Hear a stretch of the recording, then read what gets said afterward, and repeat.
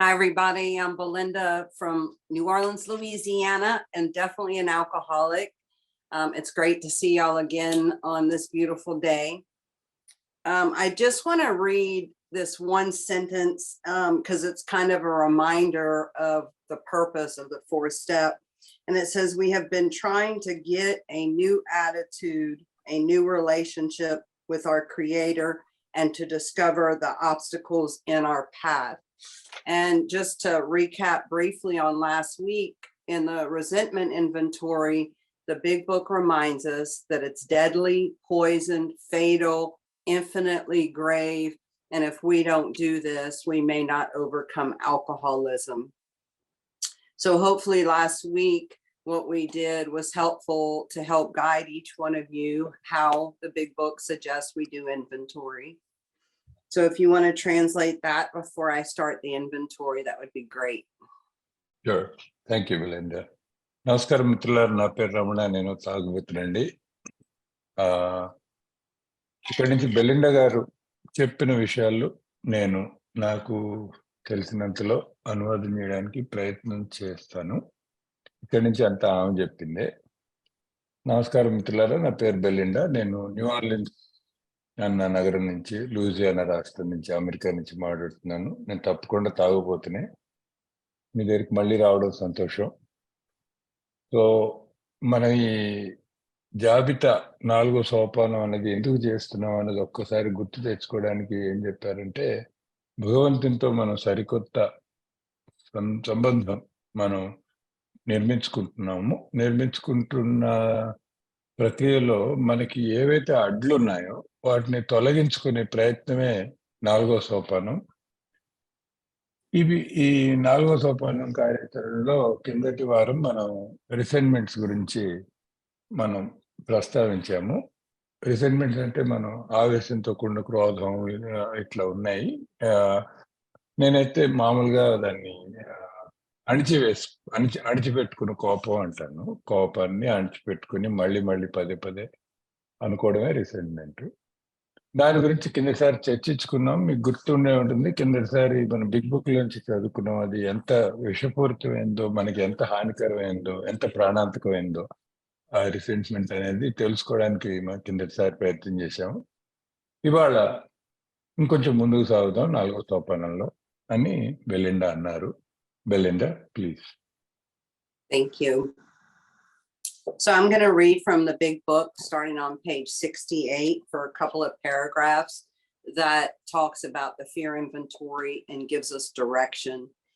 The example that I've written out and the stuff I've given y'all as a format is the simplest format that I've been taught for the directions out of the big book.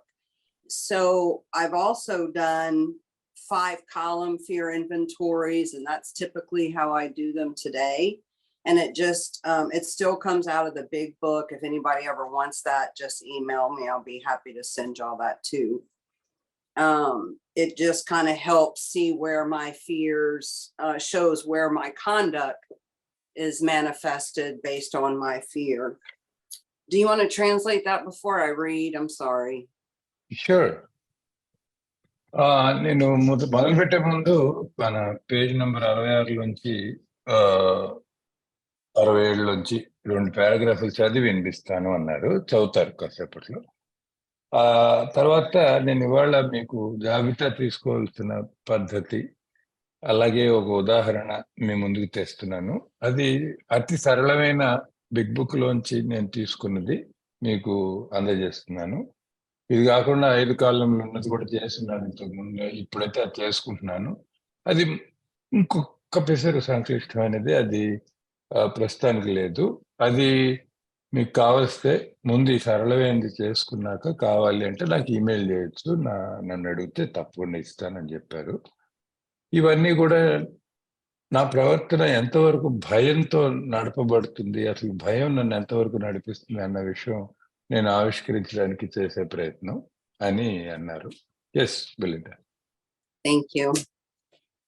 It fascinates me by you being able to do that. So it says we reviewed our fears thoroughly. We put them on paper. even though we had no resentment in connection with them. We asked ourselves why we had them. Wasn't it because self-reliance failed us? Question mark. Self-reliance was good as far as it went, but it didn't go far enough. Some of us once had great self-confidence, but it didn't fully solve the fear problem or any other. When it made us cocky, it was worse. Perhaps there is a better way. We think so, for we are now on a different basis, the basis of trusting and relying upon God. We trust infinite God rather than our finite selves. We are in the world to play the role He assigns, just to the extent that we do as we think He would have us, and humbly rely on Him. Does He enable us to match calamity with serenity? We never apologize to anyone for depending upon our Creator. We can laugh at those who think spirituality the way of weakness. Paradoxically, it is the way of strength. The verdict of the ages is that faith means courage. All men of faith have courage. They trust their God. We never apologize for God. Instead, we let Him demonstrate through us what He can do. We ask Him to remove our fear and direct our attention to what He would have us be. At once, we commence to outgrow fear. You want to translate that? Yeah, I will read out too. So ఇప్పుడు మన తెలుగు పుస్తకంలో 67వ పేజీలో 3 పారాగ్రాఫ్లు చదివారండి. నేను చదివి వినిపిస్తాను మీకు, ఎందుకంటే ఇది ఆవిడ చదివారు కాబట్టి. మా భయాలను మేము పరిపూర్ణంగా సమీక్షించుకున్నాం. వాటిని ఒక కాగితం మీద రాశాం. మాలో ఈ భయాలు ఎందుకు చోటు చేసుకున్నాయని మమ్మల్ని మేము ప్రశ్నించుకున్నాం. మా మీదే మేము ఆధారపడి ఉండటం అనేది మమ్మల్ని విఫలం చేయటం వల్ల కదా ప్రశ్నార్థకం. ఆత్మవిశ్వాసం అనేది కొంత స్థాయి వరకు మంచిదే కానీ దారి పొడుగునా ఉపయోగపడదు. ఒకప్పుడు మాలోని కొందరిలో ఆత్మవిశ్వాసం అనేది చాలా అధికంగా ఉండేది, కానీ అది మాలోని భయానికి సంబంధించిన సమస్యను కానీ మరే ఇతర సమస్యను కానీ పరిపూర్ణంగా పరిష్కరించలేకపోయింది. అది మమ్మల్ని ఎప్పుడైతే నిర్భయస్తులుగా చేసిందో మా పరిస్థితి మరింతగా దిగజారిపోయింది. బహుశా మరింత మెరుగైన మార్గం ఉండవచ్చు అని మేము అనుకుంటున్నాం, ఎందుకంటే మా ఆలోచనకు మరో ప్రధానమైన ఆధారాన్ని పొందాం. ఈ ఆధారం భగవంతుడిని విశ్వసించడం, ఆయనపై భారం వేయడం. పరిమితమైన శక్తి సామర్థ్యాలు ఉన్న మానవ మాత్రమైన మేము అనంతుడైన భగవంతుడిని విశ్వసిస్తాం. ఆయన నిర్దేశించిన పాత్రను పోషించడానికి మేము ఈ ప్రపంచంలో ఉన్నాం.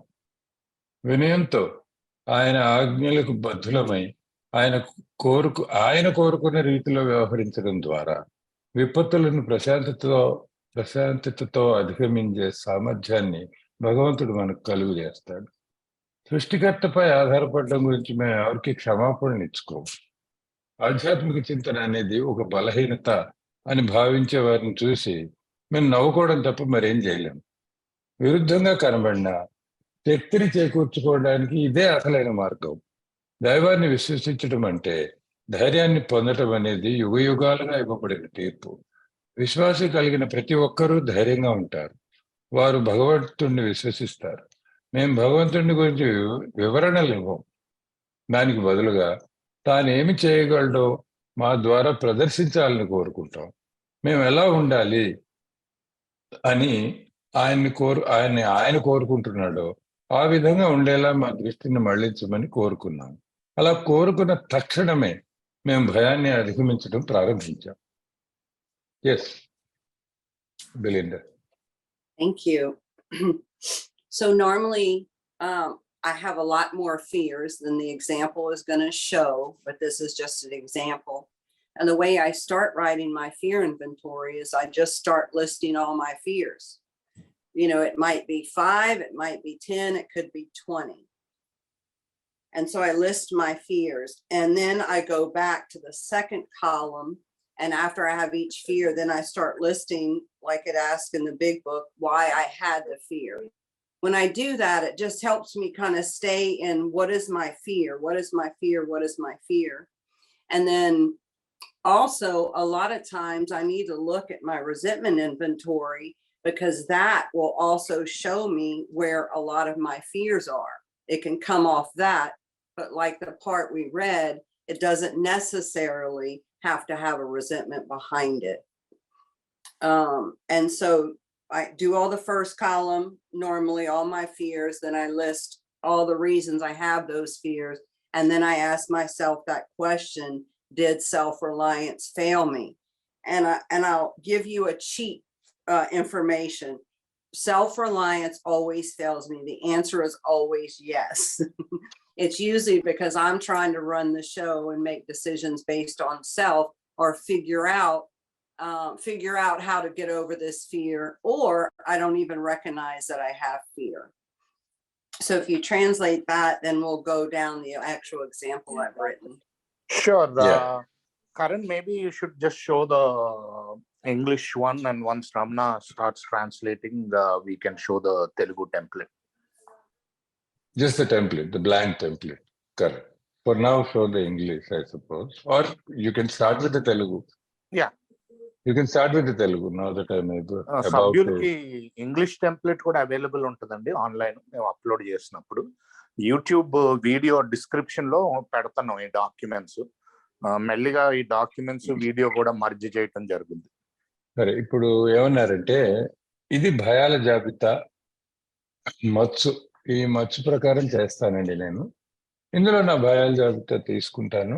సామాన్యంగా ఇప్పుడు నేను మీకు ఒక ఉదాహరణ చూపించదలుచుకున్నాను. కాసేపు ఇప్పుడు వరుసగా చెప్తాను. అయితే ఇంతకంటే నాకు ఎక్కువే భయాలు ఉంటాయండి అన్నారు. ఎన్ని ఉంటాయండి? నా మనసులో 5 ఉంటే 5, 10 ఉంటే 10, 20 ఉంటే 20. ఆ భయాలన్నీ కూడా వరుస క్రమంలో రాసుకుంటూ పోతా. సో మొదటి వరుసలో భయాలను రాయండి అని ఉంది. భయం రాసుకుంటూ వెళ్ళడం. ఇందులో కొన్ని భయాలు మన కిందటి వారం చేసిన కోపం, రిసెంట్మెంట్ ఆ జాబితాలోంచి రావచ్చు. ఎందుకంటే కొన్నిసార్లు రెండిటికి ముడి ఉంటుంది. ఒక్కోసారి కోపానికి కారణం లోపల దాగి ఉన్న భయాలు అవ్వచ్చు. అయితే భయానికి సంబంధం కోపానికి సంబంధం లేకుండా కూడా వేరే భయాలు ఉండొచ్చు. సో ఒకసారి వెనక్కి తిరిగి ఆ జాబితా కూడా, రిసెంట్మెంట్ జాబితా కూడా చూసుకుంటాను. ఎటొచ్చి అది కాకుండా వేరే భయాలు ఏమున్నాయో మొత్తం అన్ని మొదటి వరుసలో రాస్తా. రెండో వరుసలో రాసేది భయానికి కారణం. ఎందుకు నాకు ఈ భయం అన్నది ఆలోచించి రాస్తా. అది కూడా అయ్యాక మూడవ వరుసలో నన్ను నేను ప్రశ్నించుకోవాల్సింది ఏంటంటే, ఈ భయం ఎందుకు కలిగింది? భయం ఎందుకు నా మనసులో నాకు అనిపిస్తుంది? దానికి ఇప్పుడే మనం చదివిన పారాగ్రాఫ్లో 67వ పేజీ మన తెలుగు పుస్తకం నుంచి ఒక వాక్యం, ప్రశ్న నన్ను నేను అడుక్కుంటాను. ఏమిటంటే, నా మీద నేను ఆధారపడి ఉంటాం అన్నది విఫలమైందా? నా మీద నేను ఆధారపడటం విఫలమైందా? ఇక్కడ మీకు చిట్కా చెప్తానండి అని చెప్పారు. ఏంటంటే, ఆ మూడో వరుసలో ఎప్పుడు కూడా ఆన్సర్ ఏంటంటే, అవును, నా మీద నేను ఆధారపడి ఉండడం విఫలమైంది. ఎప్పుడు అవుననే వస్తుందండి నాకు చివరి వరుసలో అని చెప్పారు ఆవిడ. ఇది ఇప్పుడు దీన్ని నింపి ఆవిడ ఒక ఉదాహరణ చెప్తూ పోదామని ప్రణాళిక. ఈ లోపల రాజ్ కుమార్ గారు ఒక క్వశ్చన్ వేస్తున్నట్టున్నారు. Raj Kumar, can you quickly ask your question? Okay, thank you sir. నా పేరు రాజ్ కుమార్, నేను ఒక తాగుబోతును. మన బిగ్ బుక్ లో మన థర్డ్ కాలంలో మనము అక్కడ రిజన్మెంట్ రాసేటప్పుడు ఫియర్స్ రాయమని చెప్పలేదు కదా, కానీ అక్కడ ఫియర్స్ రాశారు, అఫెక్ట్స్ మై అని. రెండో క్వశ్చన్ ఏంటంటే, మన fear ought to be classified with stealing. Fear definition అంటే మన ఎమోషన్ అనుకుంటాము. స్టీలింగ్ కు దానికి లింక్ ఎందుకు పెట్టింది? ఆ వర్డ్ యొక్క డీపర్ మీనింగ్ ఏంటిదని. ఓకే, సో మొదటి ప్రశ్న సరిగ్గా అర్థం అవ్వలేదు, మళ్ళీ చెప్పు. మన రిజన్మెంట్ లో థర్డ్ కాలంలో సెల్ఫ్ ఎస్టీమ్, ఇన్స్టింక్ట్స్ రాస్తాం కదా, అక్కడ ఎఫెక్ట్ అయినాయి. అక్కడ ఫియర్ కూడా రాసిండు. డిస్క్రిప్షన్ లో మాత్రం ఫియర్ రాయమని చెప్పారు, ఓన్లీ ఇన్స్టింక్ట్స్ రాయండి ఏదే ఎఫెక్ట్ అయినా అని చెప్పి ఉంది. ఒక్క నిమిషం రాజ్ కుమార్ గారు, ఐ డోంట్ థింక్ ఆ కాలంలో ఫియర్ రాశారండి. 4th కాలంలో రాశారు ఫియర్. ఆ కాలంలో ప్రైడ్ రాసింది. లేదు బిగ్ బుక్ లో థర్డ్ కాలమ్ లో ఫియర్ అని ఉంటుంది. Self esteem. ఓకే బ్రాకెట్లు okay got it. Okay, so adugutan. So Belinda, here's an early question. This is Rajkumar. He identifies as an alcoholic, and the next time he asks a question, I'll stop saying that. It is assumed that he identifies as an alcoholic. And here is the question, two-part question. Okay. Part one is in last week's or in the resignment inventory, in the third column, in brackets, Bill puts fear in a number of instances. Whereas in the description itself, in the text of the description of the resentment inventory, he does not mention fear, and he mentions fear entirely separately as a separate section. So why so? That is question number one. Question number two, he makes a statement in the big book that fear ought to be classified with stealing. And he wants to understand what's your take on that, because stealing is an act and fear is an emotion. How do they go together? These are the two questions before you. I will now wait for the answer. Y'all have some great questions. So in the example on page 65 is where he puts fear in parentheses. Because he's trying to see that fear is connected to each resentment. In my example that I wrote out last week, I did not put fear in brackets. Unfortunately, it's a habit that I've gotten into of not doing it, because fear in the fourth column, when it shows where was I frightened, it's always there. I probably should have, for the example, put fear in brackets. Do you think that answers the first question? Sure. Okay. To me, yes, but after I translate, Rajkumar can be the judge of whether his question has been answered or not. Okay, thank you. And so the second question, and I just read that fear ought to be classed with stealing. When I'm full of fear, I'm blocked from God. And so I am not being the vessel or allowing God to work in and through me. So the part about stealing, so one, I was told back when the book was written, it had to do with people stealing farm animals or whatever reason. But the reason it's classified as stealing for me is because basically I'm just not the vessel to allow God to use me. There's another part in the book that says we're driven by 100 forms of fear. And so when I'm driven by fear, I am stuck in self and I can't be of maximum service to God and my fellows. Let's see if that answers that question. Right.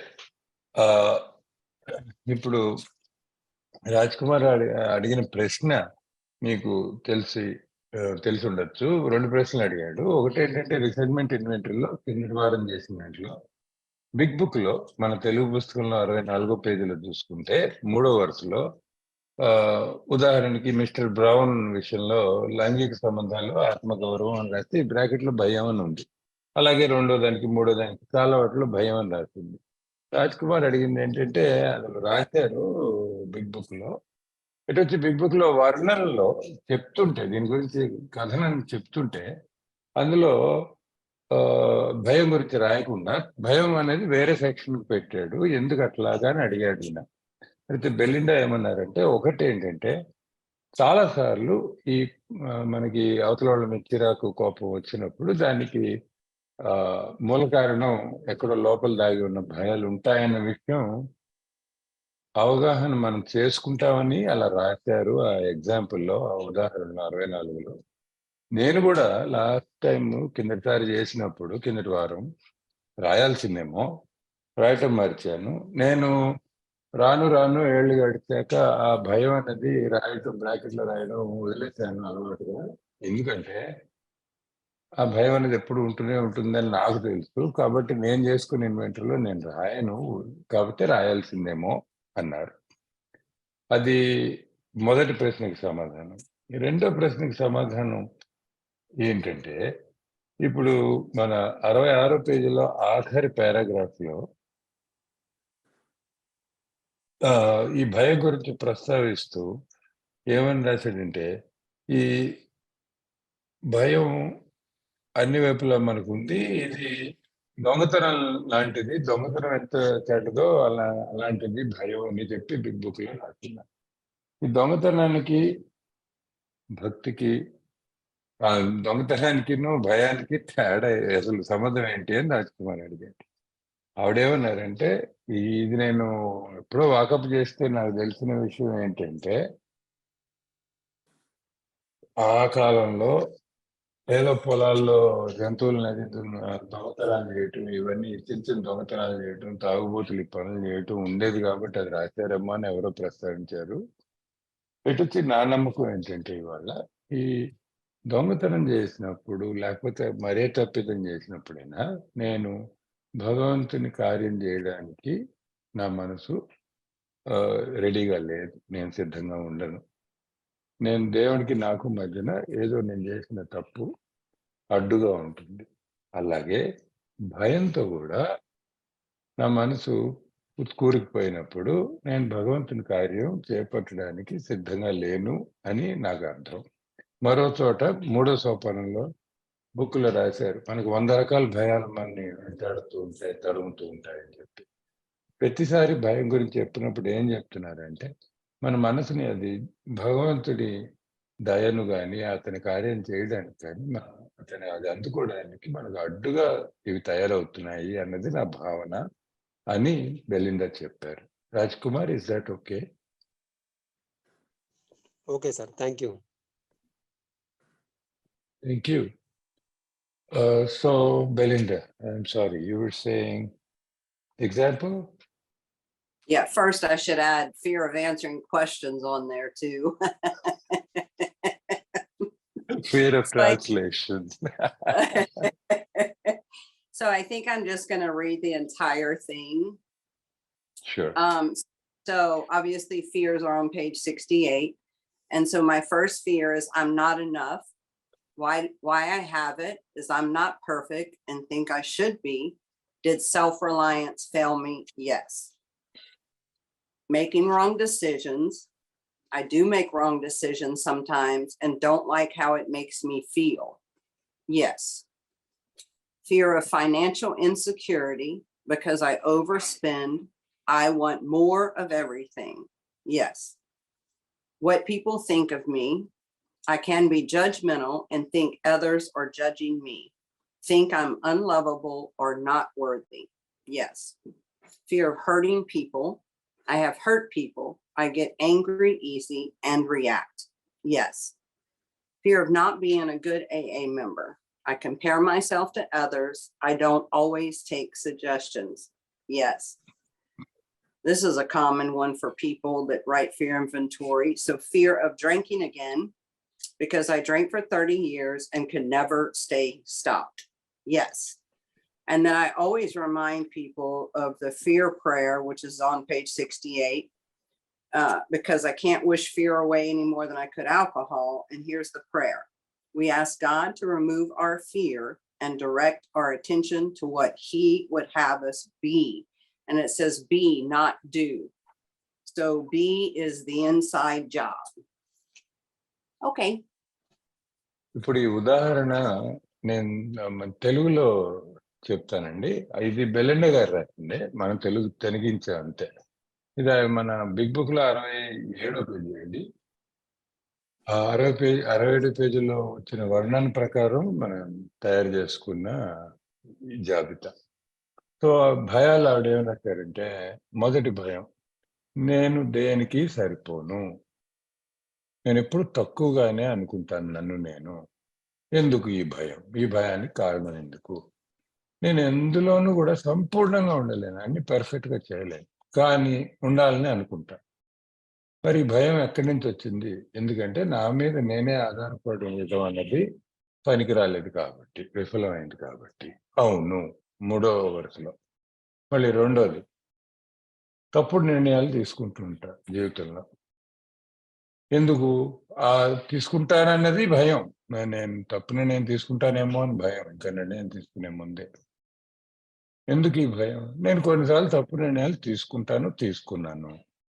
తర్వాత నా మీద నాకే అంత నచ్చదు, నాకు బాగా అనిపించదు, నన్ను ఇబ్బంది పెడుతుంది అది, నేను తప్పు చేశాను అన్నది. మరి నా మీద నేను ఆధారపడి ఉండడం వల్ల ఇది అంటే మళ్ళీ ఆన్సర్ అవును. 3వది, ఆర్థిక అభద్రతా భావం, అది భయం, డబ్బు ఉండదేమో అని చెప్పి. ఎందుకు వచ్చింది ఇది? 2వ వరుసలో ఏం రాశారు? నేను మితిమీరి ఖర్చు పెడతాను, నాకు ఎప్పుడు ఖర్చు ఎక్కువే, నాకు అన్ని అతి ఎక్కువ మోతాదులో కావాలి, ఏది కావాల్సినా ఎక్కువే కావాలి, కాబట్టి నాకు ఉండదేమో అని చెప్పి భయం. మళ్ళీ ఇది 1 సెకండ్, సారీ అబౌట్ దట్. మళ్ళీ 3వ వరుసలో ఆన్సర్ ఎప్పుడు అవునే చెప్పారుగా ఇందాకలా. ఎందుకంటే మళ్ళీ ఇది కూడా నా మీద నేను ఆధారపడి ఉండడం వల్లనే, అది విఫలం అవడం వల్లనే ఈ భయం వచ్చింది అని అర్థం చేసుకున్నా. 4, నా గురించి ఇతరులు ఏమనుకుంటారు అన్నది పెద్ద భయం నాకు ఇతరులు తప్పులేంచే అలవాటు నాకు ఉంది.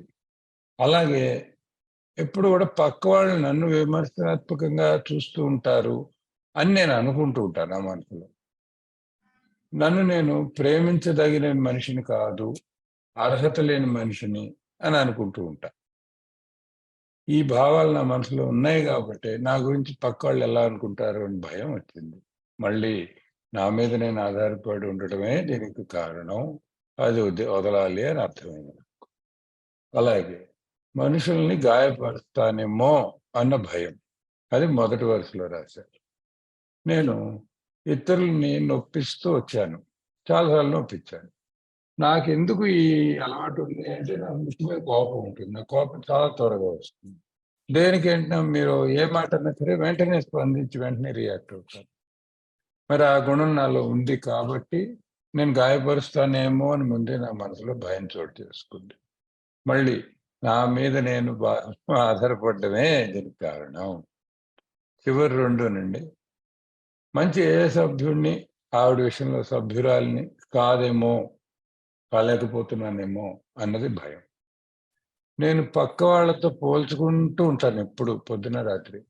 అందుకని అవతల వాళ్ళు అంత మంచి వాళ్ళనో అంత మంచి సభ్యురాలనో కాదో అని అనుమానం నాకు ఎల్లప్పుడూ నన్ను వెంటాడుతూ ఉంటుంది. అలాగే వచ్చిన సలహాల్లో తీసుకోవడం నాకు అలవాటు లేదు. చాలా అరుదుగా నేను పక్క వాళ్ళ సలహాలు పాటిస్తాను. ఈ కారణాల వల్ల నేను మంచి సభ్యురాలనా కాదా అన్న భయం నన్ను వెంటాడుతూ ఉంటుంది. మరొక్కసారి నా మీద నేను ఆధారపడ్డం, అది నాకు పనికి రాకపోవడం. ఆఖరిది, ఇది చాలా మందికి ఉంది అని చెప్పారు. చాలా మంది ఏ సభ్యులకు ఉంటుంది. ఏంటంటే మళ్ళీ తిరిగి తాగుతానేమో అన్న భయం. ఈ ఆవిడ విషయంలో ఆవిడ ఎలా రాసుకున్నారంటే, ఎందుకయ్యా ఈ భయానికి కారణం ఏమిటి అంటే, నేను తాగింది 30 ఏళ్ళు. మరి ఆ 30 ఏళ్ళలో ఎప్పుడూ కూడా ఆపాను కానీ ఆపి ఉండలేకపోయాను. కాబట్టి అది తలుచుకుంటే మళ్ళీ తిరిగి తాగుతానేమో అన్న భయం. మళ్ళీ ఇది నా మీద నేను ఆధారపడటమే దీనికి కారణం అని గ్రహిస్తాను. అప్పుడు అందరికి నేను గుర్తు చేస్తానండి, ఈ జాబితా రాయటం మాత్రమే కాదు, 67వ పేజీలో ఇందాక చదివిన దాంట్లోనే ఈ మనం భగవంతుని కోరుకుంటున్నాము అని రాసిందంటే అది ప్రార్థనే. సో భయాల్ని పారద్రోలే ప్రార్థన 67వ పేజీలో ఉంది.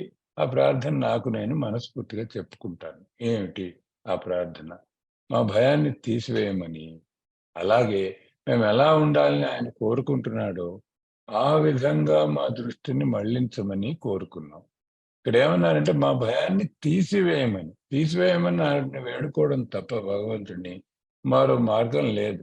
నేను ఎలా అయితే ఆల్కహాల్ నా అంతటి నేను తీయలేను, నా జీవితం నుంచి తీయలేకపోయాను, తీయలేను, అలాగే భయాన్ని కూడా తీయలేను నేను పక్కకి.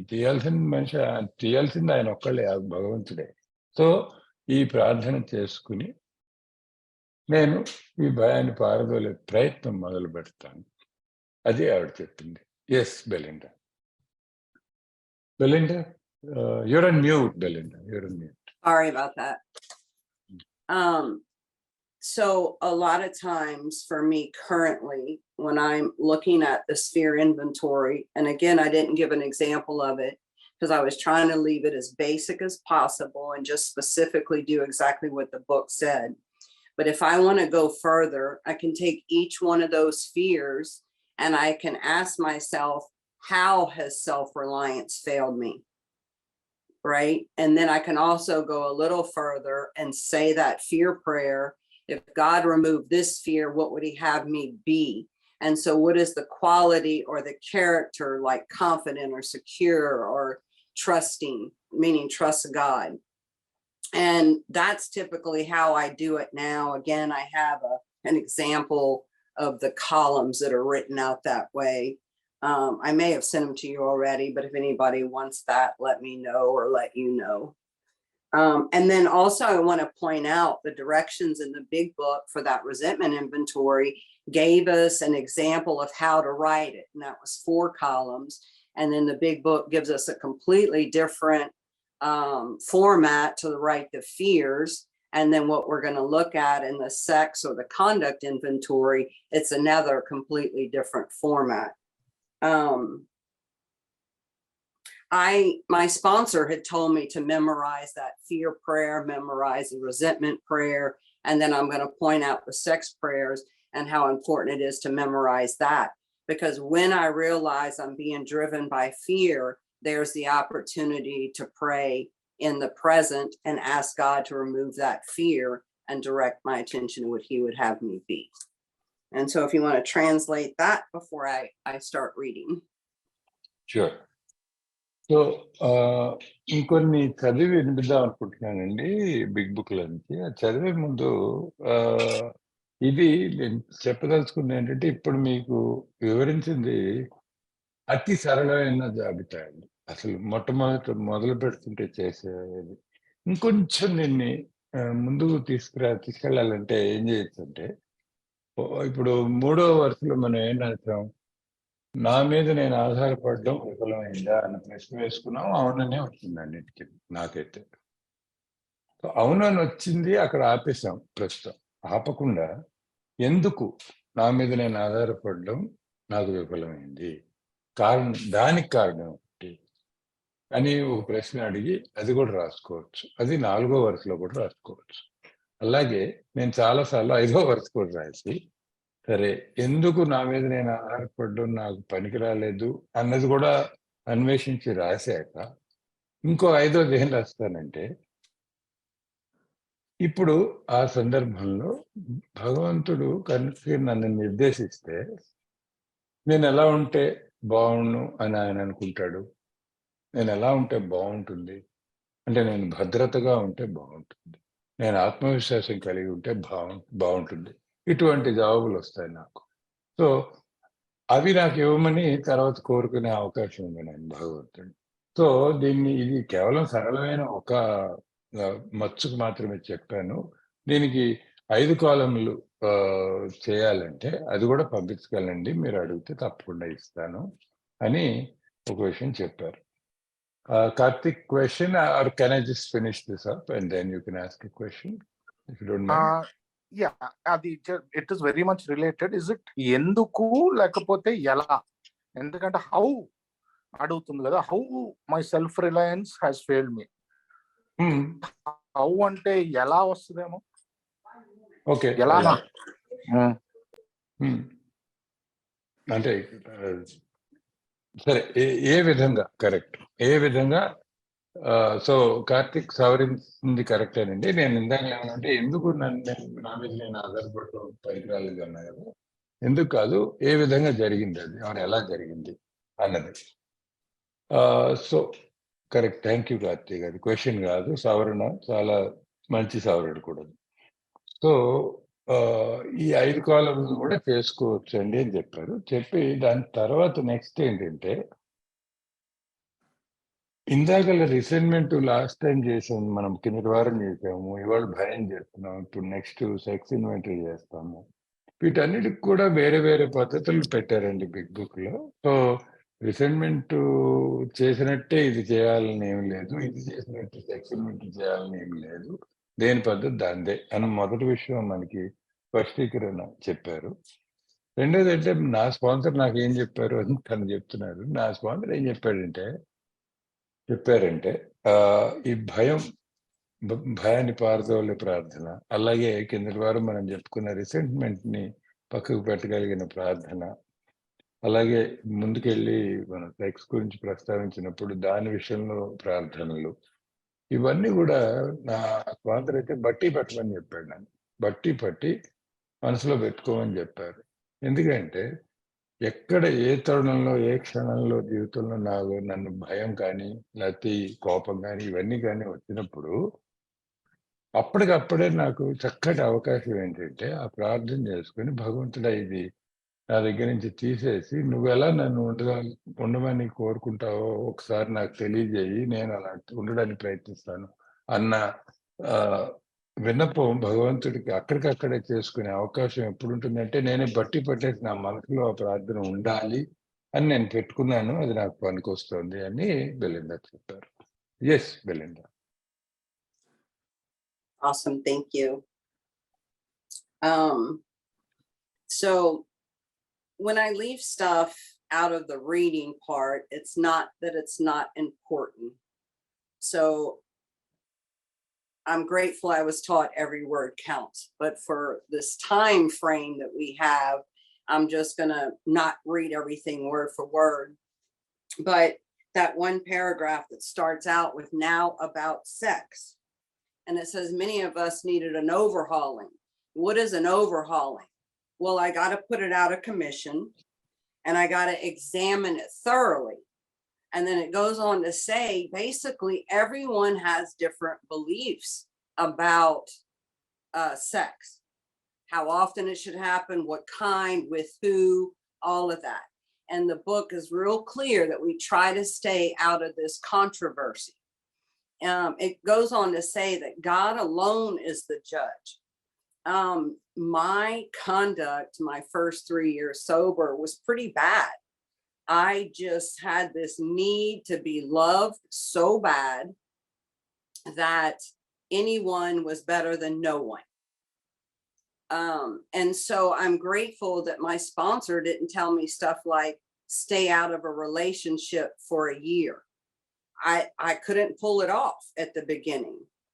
What she did tell me was to be honest with her about everything. And what I found is that when people tell their sponsees to stay out of a relationship, then they tend to be honest. My sponsor was real open and allowed me to go to her and be honest with her about everyone. And she helped me walk through that and had me write inventory on each and every one. And also I want to point out that even though we're looking at our sex conduct, we can also use this type of inventory in any conduct. If I'm being really ugly in this relationship with a friend all the time, or maybe some worker somewhere, I can use this 9 questions that we're about to review in that area too.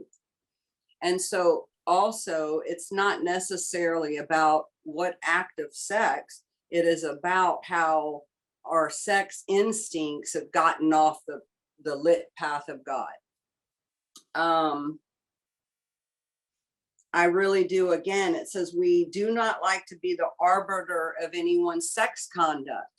I can tell you my first 3 years sober that a lot of people judged me.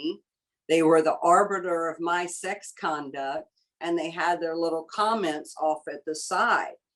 I'm so grateful this was pointed out to me.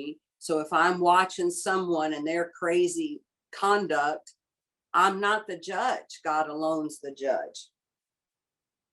Okay, you want to translate that? And then I'll read. Sure. నేను ఇప్పుడు కొన్ని చదువుదాం అనుకుంటున్నానండి. ఈ చదవడంలో ఒక విషయం మీకు మనవి చేసుకుంటున్నాను.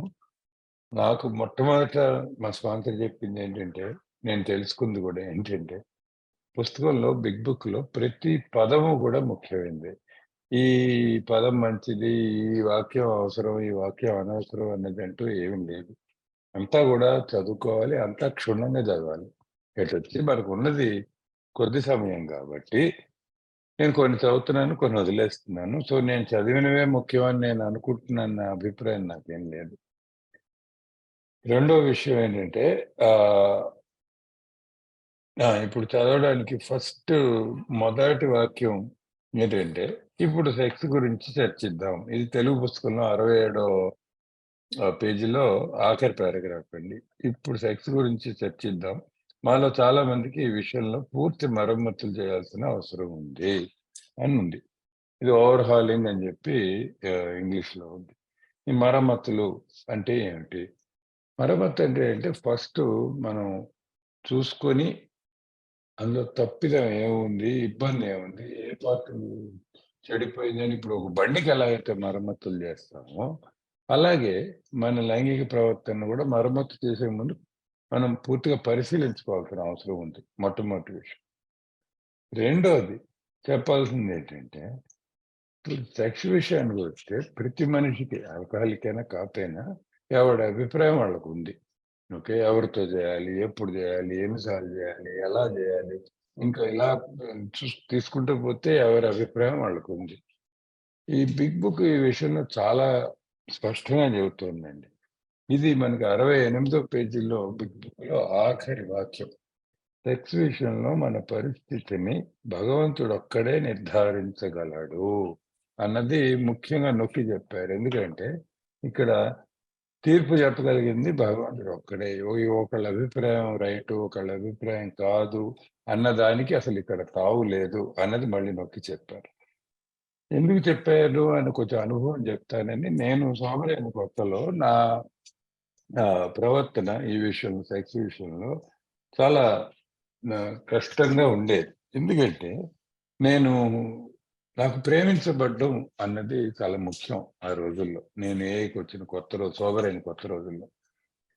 సో, ప్రేమించబడ్డం అనేది అవసరం ఎంత అంటే నాకు ఎవరైనా సరే సెక్స్ లేకపోవడం కానీ ఎవరితో అయినా సెక్స్ పర్వాలేదు అనే పరిస్థితిలో ఉండేదాన్ని నేను మొట్టమొదట్లో. అదృష్టం ఏంటంటే నా స్పాన్సర్ నాకు మొదటి ఏడాది సంబంధాలు పెట్టుకోవద్దు, ఇన్నేళ్ళు పెట్టుకోవద్దు, ఇన్ని వారాలు పెట్టుకోవద్దు అని నాకేమి రూల్స్ గిరిగీసి ఏమి చెప్పలేదు. ఎటొచ్చి నా స్పాన్సర్ నాకు చెప్పిన మాట ఒకటే, నువ్వేం చేసినా కూడా నిజాయితీగా నాతో షేర్ చేసుకో, నాతో పంచుకో. అది చాలా అవసరం అని ఆ నిజాయితీ అనేది నొక్కి చెప్పారు నా స్పాన్సరు. ఇది చాలా మంది ఈ రోజుల్లో నేను వింటూ ఉంటాను. అంటే స్పాన్సర్లు ఇన్నాళ్ళు ఇచ్చేయొద్దు, ఇంతకాలం ఇచ్చేయొద్దు అని చెప్పి రూల్స్ చెప్తుంటారు స్పాన్సర్లకి. అలా చెప్పడం కంటే నిజాయితీ వాళ్ళు ఎక్కువ ఉండడం, దాని మీద నేను ధ్యాస ఎక్కువ ఇస్తాను అని చెప్పాను. రెండోది ఏంటంటే, మనం నిజంగా ఇది సెక్స్ ఇన్వెంటరీ అని ఇప్పుడు ఒక 9 ప్రశ్నలు మనం పరిశీలించబోతున్నాము. ఎటొచ్చి ఇది లైంగిక సంబంధాల విషయంలోనే కాదండి. ఏ సంబంధమైనా సరే మనకు జీవితంలో అది ఒక స్నేహం అవ్వచ్చు, మరో సంబంధం అవ్వచ్చు, వాటికి కూడా వర్తిస్తుంది. ఇది కేవలం సెక్స్‌కే పరిమితం కాదు. ఆ సంబంధానికే పరిమితమైన ప్రశ్నలు కావు. ఈ ప్రశ్నలు, ఈ జాబితా వాటికి కూడా పనికొస్తుంది. మనం ఏ సంబంధాన్నైనా కూలంకుషంగా పరీక్షించుకోవాలి, పరిశీలించుకోవాలంటే ఈ ప్రశ్నలు పనికొస్తాయని చెప్పారు. ఆఖరి విషయం ఏం చెప్పారంటే, ఈ సెక్స్ ఇన్వెంటరీ అంటే కేవలం సెక్స్ అనే చర్య లేక రతి క్రీడ గురించి మాత్రమే కాదు ఇక్కడ ప్రస్తావన. ఏ సందర్భాల్లో నాకు మనిషిగా పుట్టినందుకు నాకు సహజంగా ఉన్న సెక్స్ అనే లక్షణం, ఆ భావన అది ఎప్పుడైతే గాడి తప్పుతోంది అన్నది నేను పరిశీలించుకోవడానికి నాకు ఉపయోగపడే ఇన్వెంటరీ.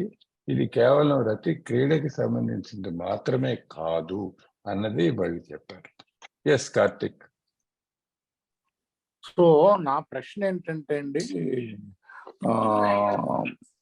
ముఖ్యంగా ఇది ఫ్లర్టింగ్ కూడా దీంట్లోకి వస్తుందా ఇన్వెంటరీలోకి?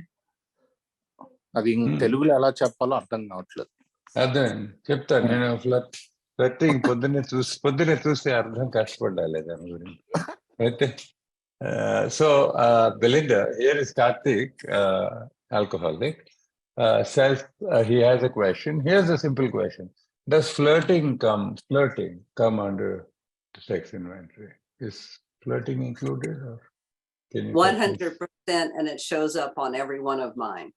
I thought you were going to cut me slack on that, but okay. No. So what would God have me be? He doesn't want me flirting. Okay. I'm in a relationship. Got it. But my follow-up is, flirting can be, I'm making the other person also feel good. I'm not crossing the line, right? It's like I'm kind of, well, it's not proper fun, but it's not a proper feel good. Now I get it. Even though other person may feel good, it's not a proper way of making them feel good. It makes me feel good, but it is against my morals and values. Do I want my partner flirting? Or if you're not in a relationship, do you want someone flirting with your significant other? Oh, thank you. Okay. So let me just translate that brief exchange, Belinda, Okay. because it may be very relevant, right? So, మిత్రులారా ఇప్పుడు కార్తీక్ అడిగిన ప్రశ్న మీకు అర్థమైంది కదా. Flirting దీనిలో వస్తుంది. Flirting అంటే ఏంటంటే మన సహచరిని లేక సహచరుడు కాకుండా వేరే వాళ్ళతో మూడో మనిషితో మనం ఊరిస్తూ కవిస్తూ కబుర్లు చెప్పడం కానీ మన ప్రవర్తన వేరే వాళ్ళతో స్నేహం కంటే కొంచెం ఎక్కువగా వాళ్ళని కవించినట్టు ఊరించినట్టు ఉంటే, కొంచెం కులుకుతున్నట్టుగా ఉంటే అది రైటేనా కాదా? ఇప్పుడు కార్తీక్ అడిగిన ప్రశ్న ఏంటంటే అది గిరి దాటలేదు కదా, నేను లక్ష్మణ రేఖ దాటలేదు, నేను వాళ్ళతో పడుకోలేదు, వాళ్ళతో ఏమి తలపడలేదు, కేవలం మాట్లాడానంతే. ఎక్కడో బయట తాగబడారు, కాస్త ఒక ఆడపిల్ల కనబడింది, ప్రేమగా మాట్లాడాను, ఆవిడ కూడా నవ్వుతుంది, పర్లేదు కదా అని అడిగాడు కార్తీక్. అడిగితే ఆవిడ అన్నారంటే లేదు, ఇది ససేమిరా కూడదు. ఎందుకు అని అడిగారంటే, ఎందుకని చెప్తారంటే, ఒకటి బిగ్ బుక్ లో ఏం రాశారంటే, దేవుడు నన్ను లైంగిక విషయాల్లో ఎలాగ తీర్చిదిద్దాలని అనుకుంటున్నాడు అని నేను కోరుకోబోతున్నా కాసేపట్లో. మరి దేవుడు నన్ను ఇలా వేరే ఆడవాళ్ళతో ప్రవర్తించడం, లేక వేరే మగవాళ్ళు, మీరు ఎవరైతే దానికి వర్తించుకోండి, అది దేవుడు అలా ఒప్పుకుంటాడా అంటే ఒప్పుకోడు. దేవుడి వరకు ఎందుకు, ఇప్పుడు నా భర్త ఉన్నాడు అని ఆవిడ చెప్తుంది, లేకపోతే నా పార్ట్నర్ ఉన్నాడు, ఆయన అలాగా వేరే ఆడవాళ్ళతో అతి స్నేహంగా మాట్లాడుతూ నవ్వుతూ కబుర్లు చెప్తుంటే నేను భరించగలనా? మరి నేను భరించలేనప్పుడు నేను అదే ప్రవర్తన ఎలాగా నేను చేయగలను? తప్పు కదా అన్న విషయం చెప్పి, తప్పకుండా ఇది అది మరొకసారి చెప్తున్నానండి, ఇది రతి క్రీడ గురించి కాదు, సెక్స్ అనే చర్య గురించి కాదు, ఇవన్నీ కూడా దాంట్లోకి తప్పకుండా వస్తాయి అని చెప్పి కార్తిక్ చెప్పారు. Karthik, is that right? Make sense? Yes, Sarasalu basically. Somebody put it in the chat. సరసంగా ఉండడం బాగుంది. I want to add one more thing to that, if it's okay. Please. So you may consider, because in step 3 it says even though our motive is good, but when you ask yourself this question, are you really doing it because it makes them feel good, or are you really doing it because it makes you feel good? Right. Got it. One second. Should I just say that and then you want to go? Yeah, is that what you're saying? Oh, okay. Yeah. I didn't understand. And let me add one more thing so you can translate it all if you want. So it also says in the book, we all have sex problems. In the 12 and 12, it mentions, talking about the alcoholic, we have a total inability to form a true partnership. We need help, basically. And then it says in the book, it says, what can we do about them? ? And so what I'm about to go over will answer the question. Yeah. Right. So, ఇంకొంచెం కార్తిక్ కి సంబంధం ఈ సరసాల విషయంలో చెప్పిన సమాధానం కాకుండా ఇంకొక 2 విషయాలు చెప్తున్నారు. ఏంటంటే ఇందాక మనం కిందటిసారి 3వ సోపానం చేసినప్పుడు చదువుకున్నట్టు పుస్తకంలో మన ఆలోచనలు, మన ఉద్దేశాలు మంచివే అయి ఉండొచ్చు. కానీ మనం చేసే ప్రతి పనికి మనం ఆలోచించాల్సిన విషయం, ఆగి ఆలోచించాల్సిన విషయం ఏంటంటే అది అవతల వాళ్ళని రంజింపజేయడానికి చేస్తున్నావా? వాళ్ళని వాళ్ళు బాగా అనుకోవాలని చేస్తున్నావా? నాకు బాగా అనిపించాలని చేస్తున్నాను. ఎందుకంటే అక్కడ స్వార్థపరత్వం, స్వార్థ చింతన దాని గురించి నేపథ్యం ఉంది కాబట్టి. ఏదైతే స్వార్థంలో చూస్తుందో, ఏదైతే నన్ను నేను బాగా అనుకోవడానికి చేస్తున్నానో అది మామూలుగా చెప్పాలంటే అది తప్పిదమే అవుతుంది అని చెప్పారు. రెండోది ఏం చదివి చెప్పారంటే ఇందులోనే ఈ 67 పేజీలోనే ఉన్నది ఏంటంటే ఇక్కడ 7 పేజీలోనే ఉన్నది ఏంటంటే నా ఒక్కడికే కాదు, నా ఒక్కతికే కాదు, మనందరికీ కూడా సెక్స్ సమస్యలు ఉంటాయి అని క్లియర్గా రాసింది పుస్తకంలో. ఇంకా 12 సోపానాలు, 12 సంప్రదాయాల పుస్తకంలో అయితే ఇంకా నిక్కచ్చిగా రాసింది ఏంటంటే పూర్తి భాగస్వామ్యం అన్నది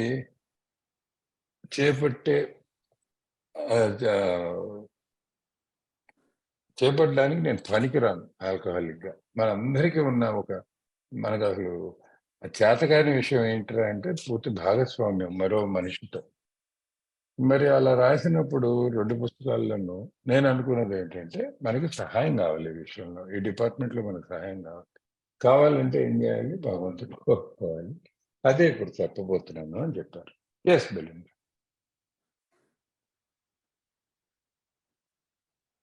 Yes. You said you read. Okay, I'm sorry. So I'm going to read. Okay. We reviewed our own conduct over. Hang on, Belinda, I'm so sorry to interrupt. Rajkumar has a hand raised. Maybe it's urgent. Okay. నా ప్రశ్న ఏంటంటే మనము ఇవన్నీ ఉంటాయి కదా మన లోపల. స్వార్థం అంటే మన ఈగో. సో ఇవన్నిటి కలయిక జోడే ఈగోనా, స్వార్థమా? ఇవన్నీ ఏవన్నీ? ఈ సెక్స్ కండక్ట్, రిజన్మెంట్స్, ఫియర్స్, ఏమంటారు మన ఇన్స్టింక్ట్స్, ఇవన్నిటి కలయిక మధ్యలో సెంటర్ పాయింట్ లా ఉండేది ఎమోషనా ఏదో ఉంటది కదా, అదే ఈగోనా, అదే మనమా? ఓకే. నేనంటే ఎవరు? ఓకే. నేనంటే ఎవరు అన్న ప్రశ్న అడిగావు ఇప్పుడు. అబ్బో, చాలా పెద్ద ప్రశ్న. Okay, so Belinda, here's the question, right? So he says, so it is common to talk about something called the ego, right? So his question is, so we've reviewed resentment, we did fear just now, we are doing sex inventory. Is the sum total of all these things and instincts, is that thing what we call the ego? In other words, who am I? Is his question. So I love to think of ego as EGO, edging God out. And I do that in all areas of my life with resentments, fear, conduct, anything. The book reminds us that the importance of destruction of ego. It's got to be torn down everywhere. But ego is also my beliefs about how the whole world should be. I'm either better than you or less than you. And the spiritual malady is going to try to prove that, and this is all how it manifests. Yeah, that's your answer, right? So can I translate now? Thank you, Belinda.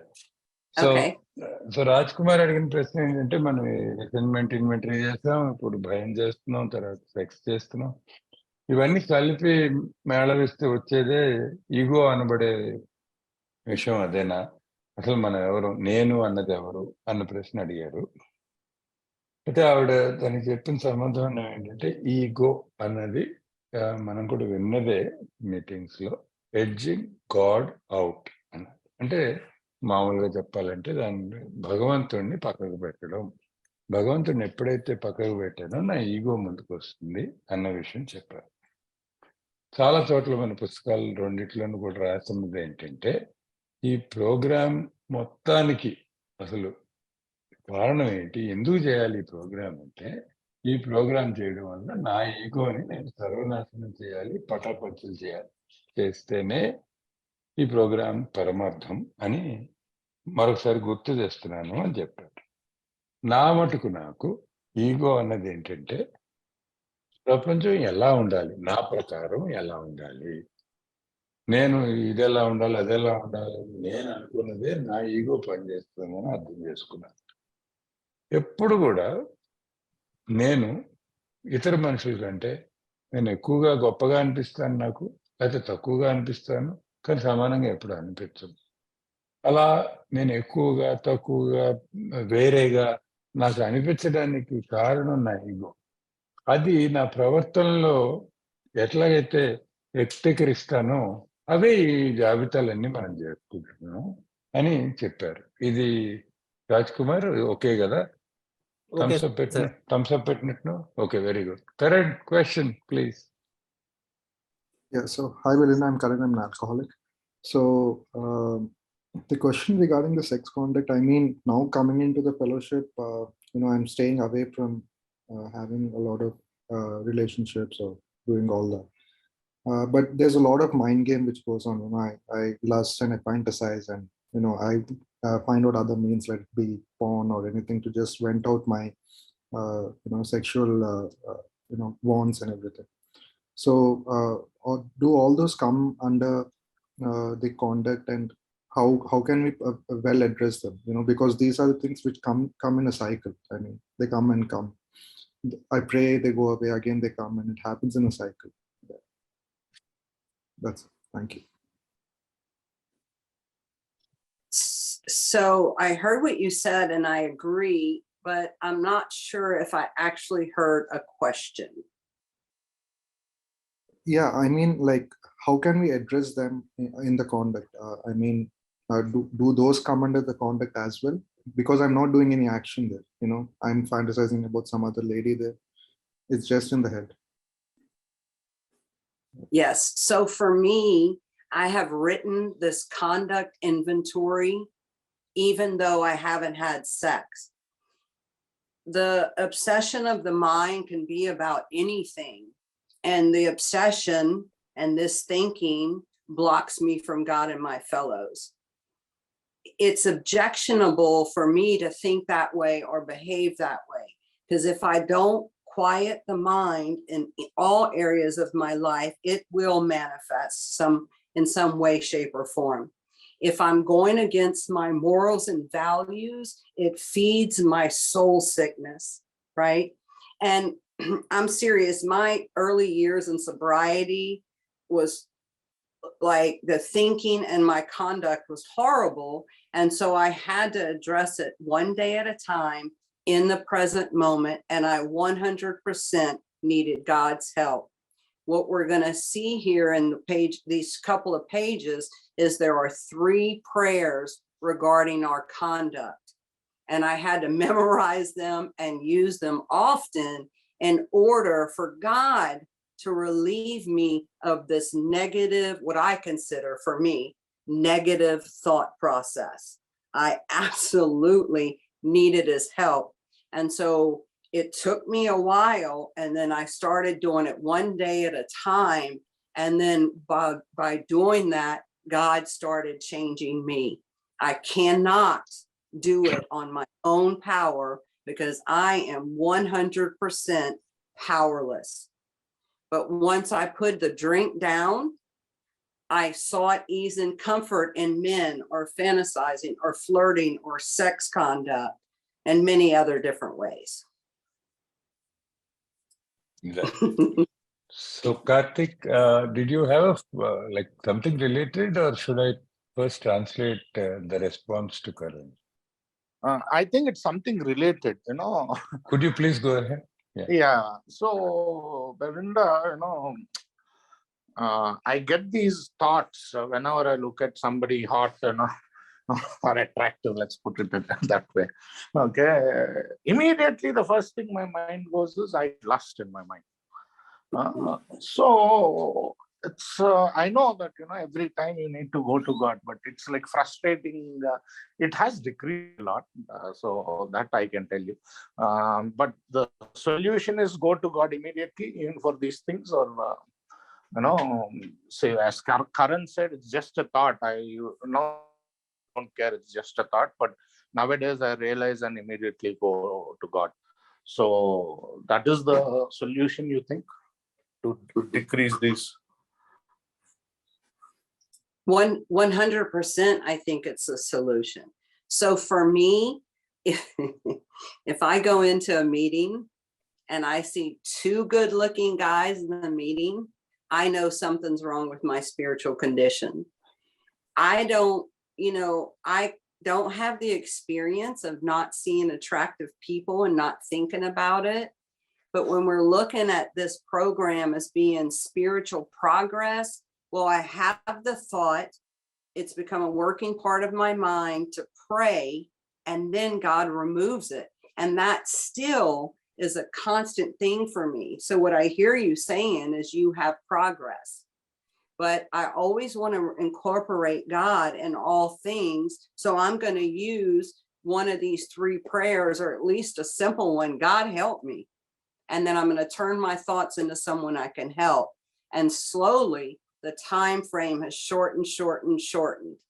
The time frame of how long I think about it, or even how frequent these thoughts come. My thoughts haven't been completely removed. I wish I can say they have been, but they haven't. But what a great opportunity to have a conscious awareness of God by the prayer. Thank you. So, ఇప్పుడు ఒక్కసారి Karan Karthik, let me just translate that, because lest I forget, and I will need to go to God to remember and improve my memory now. So here's where we are. So Karan ఏం అడిగారంటేనండి, okay, programme లోకి వచ్చాక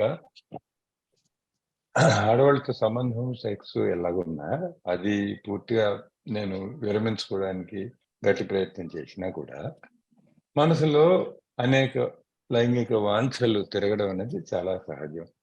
so అది ఆ వాంఛల్ని follow అవుతూ నేను ఒక్కోసారి internet లో ఏదో పాన్ చూడొచ్చు, బొమ్మలు చూడొచ్చు, ఇంకోటి చూడొచ్చు, వీడియోలు చూడొచ్చు, వగైరా ఇలాంటివి. మరి ఇది కేవలం మనసులో తిరుగుతున్న భావాలే కదా, నేనేమి ఎవరికి హాని కలిగించినవి కాదు కదా. ఇవి కూడా ఈ జాబితాలో రాసుకొని వాటి మీద కూడా మనం అవి కూడా భగవంతుడికి ఏమని కోరుకోవాల్సిన అవసరం నాకు ఉందా అని అడిగారు. అడిగితే ఆవిడ చెప్పింది ఏంటంటే, బెలిండా చెప్పింది ఏంటంటే, చూడండి, ఇవన్నీ కూడా మన అబ్సెషన్, అంటే మన మానసిక ఒత్తిడికి సంబంధించిన విషయాలు.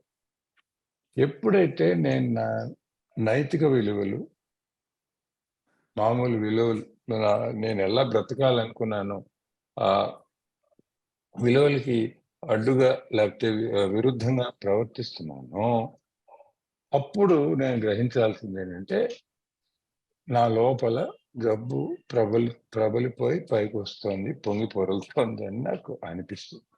ఇవి రకరకాల ప్రవర్తనల నుంచి రావచ్చు. అలా జరిగినప్పుడల్లా కూడా నేను భగవంతుని దగ్గరికి వెళ్ళి ప్రార్థన చేసుకోవడం అవసరము.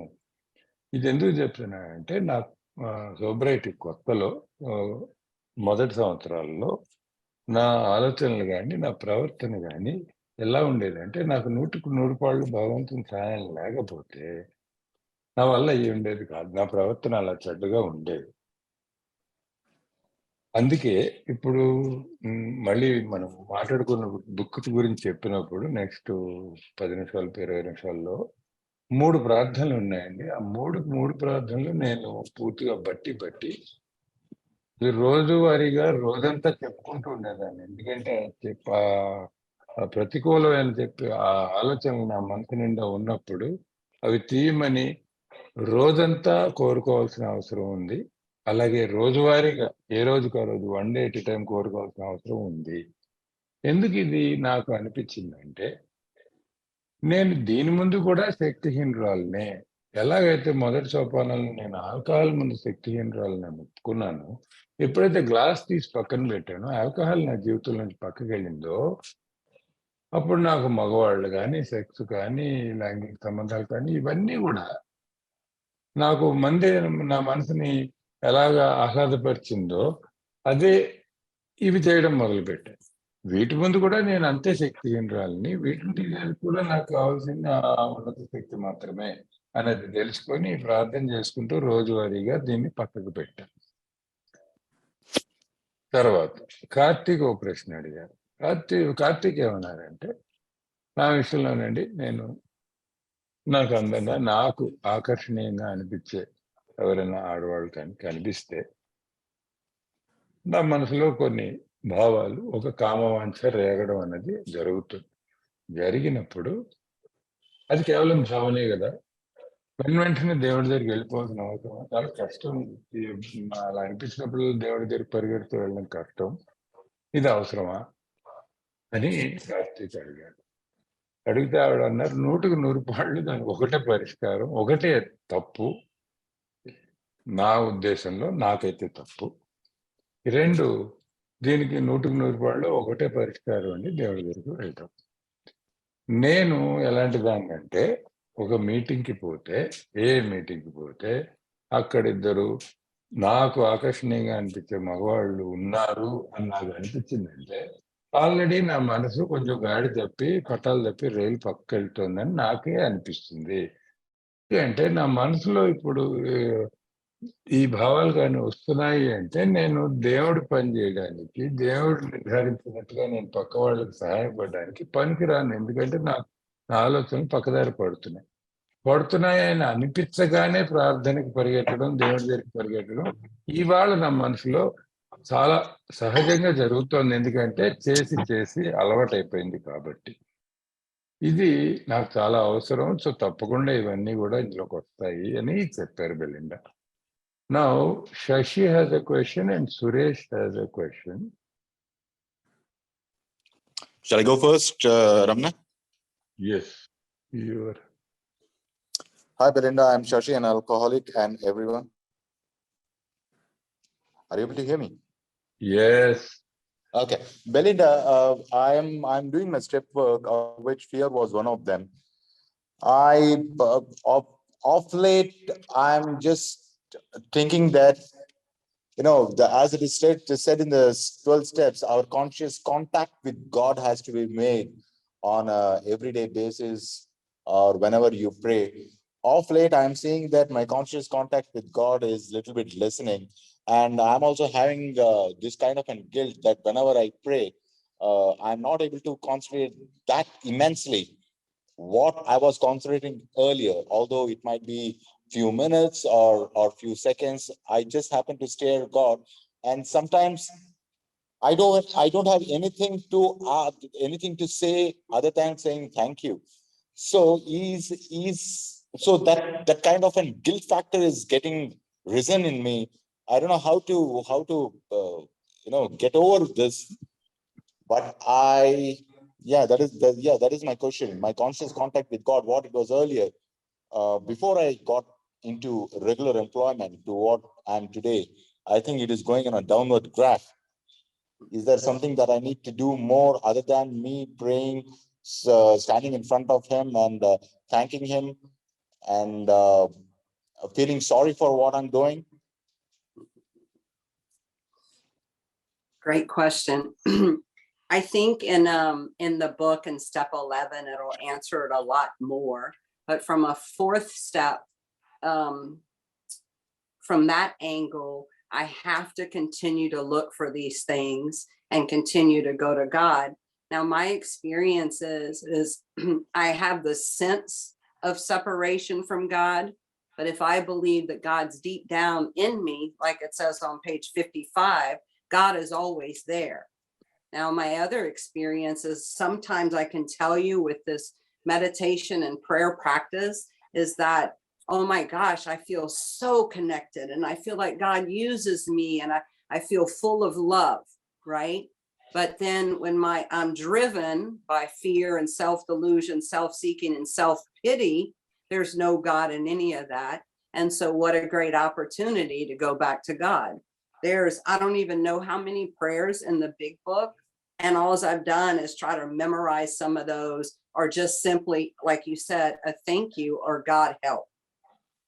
And so, I mean, I hate to talk about all the other steps, but in step 10, one day at a time, in the present moment, step 10 allows me to examine this, go to God, and hopefully God will continue to change me. Thank you. All Thank right. you. So let me translate that exchange. Shashi ఒక ప్రశ్న అడిగారండి. నేను step work చేస్తున్నాను, నా పేరు శశి, నేను తాగుబోతని చెప్పారు. తర్వాత నేను స్టెప్ వర్క్ చేస్తున్నానండి, ఎటు వచ్చి ఏంటంటే ప్రార్థన చేసుకోవడానికి నేను దృష్టి కేంద్రీకరించి మనస్ఫూర్తిగా ప్రార్థన చేసుకోలేకపోతున్నాను, దేవుడికి చేసుకోలేకపోతున్నానని చెప్పి నన్ను తిట్టుకోవడం కూడా జరుగుతుంది, వారు బాధపడడం జరుగుతుంది. కనీసం ఇప్పుడు దీనికి ఏం చేయాలి నేను అన్న ఒక ప్రశ్న అడిగారు.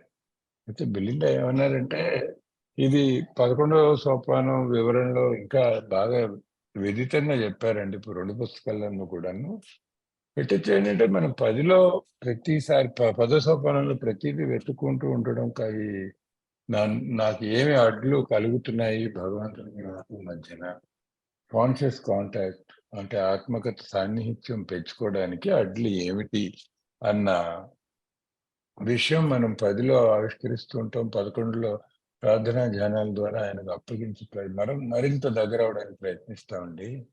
బిగ్ బుక్ నిండా చాలా ప్రార్థనలు ఉన్నాయి, నాకైతే చాలా అవసరం. అందులో ఏవో కొన్ని గుర్తుపెట్టుకొని నేను చేసే ప్రయత్నం చేస్తున్నాను. అయితే ఒక్కోసారి ఇందాక శశి గారు అన్నట్టు, ఒక్కోసారి మనకి దృష్టి పూర్తిగా మనస్ఫూర్తిగా దాని మీద కేంద్రీకరించలేనప్పుడు భగవంతుని మీద, ఒక్కోసారి దేవుడా ఇవాళ థ్యాంక్ యూ అని అన్నాం, లేకపోతే దేవుడా నాకు సహాయం కావాలి, సహాయం చేయి అన్న ఒక్క ముక్క అన్నా చాలు. ఎందుకంటే భగవంతుడు ఎక్కడో లేడు. మన పుస్తకంలోనే 4వ అధ్యాయంలో చెప్పినట్టు భగవంతుడు ఎక్కడున్నాడంటే మన లోపలే దాగి ఉన్నాడు అని రాసింది పుస్తకంలో. ఇంగ్లీష్ పుస్తకం 55, తెలుగులో 54వ పేజ్ అనుకుంటాను రాసింది. సో మన లోపలే ఉన్న దేవుడికి ఒక్కసారి తలుచుకొని నాకు సహాయం కావాలి అన్నా కూడా అది మనస్ఫూర్తిగా అంటే అది కూడా ప్రార్థనే కదా అని అన్నారు. గుంటూరు సురేష్ గారు మీ దగ్గర క్వశ్చన్ ఉండింది, ఆ తర్వాత మీరు పక్క జరిగారు. సురేష్ క్వశ్చన్ అడుగుతున్నావా? అలాగే, no problem. Ramana garu, I think Kishore, I can't find him, ఆయన ప్రశ్న అన్నట్టుంది. కిషోర్ గారు మీరు అన్మ్యూట్ చేసుకుని అడగచ్చు. కిషోర్ కి ప్రశ్న ఉందన్నాడు, కాకపోతే నెట్వర్క్ ప్రాబ్లం ఉందిట. ఓకే ఓకే, నేను తర్వాత అడుగుతాలేండి ఆయన ప్రశ్న. ఆయన ప్రశ్న మీరు కనుక్కొని తర్వాత అడగండి. Okay, thank you. So yeah Belinda, I think yeah, go for it. Okay, so I'm gonna start reading. Yes, please. We reviewed our own conduct over the years past.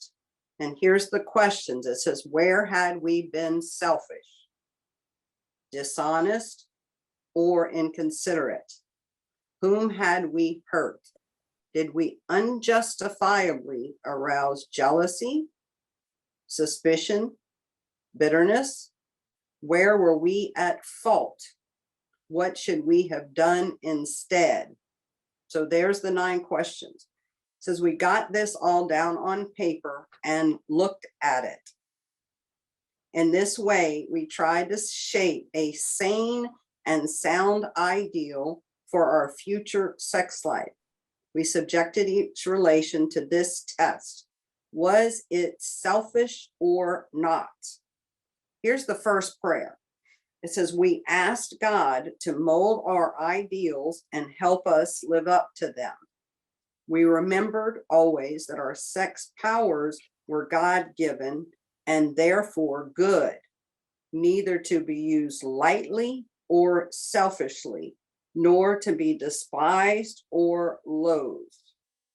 Whatever our ideals turn out to be, we must be willing to grow towards it. We must be willing to make amends where we had done harm provided that we do not bring about still more harm in so doing.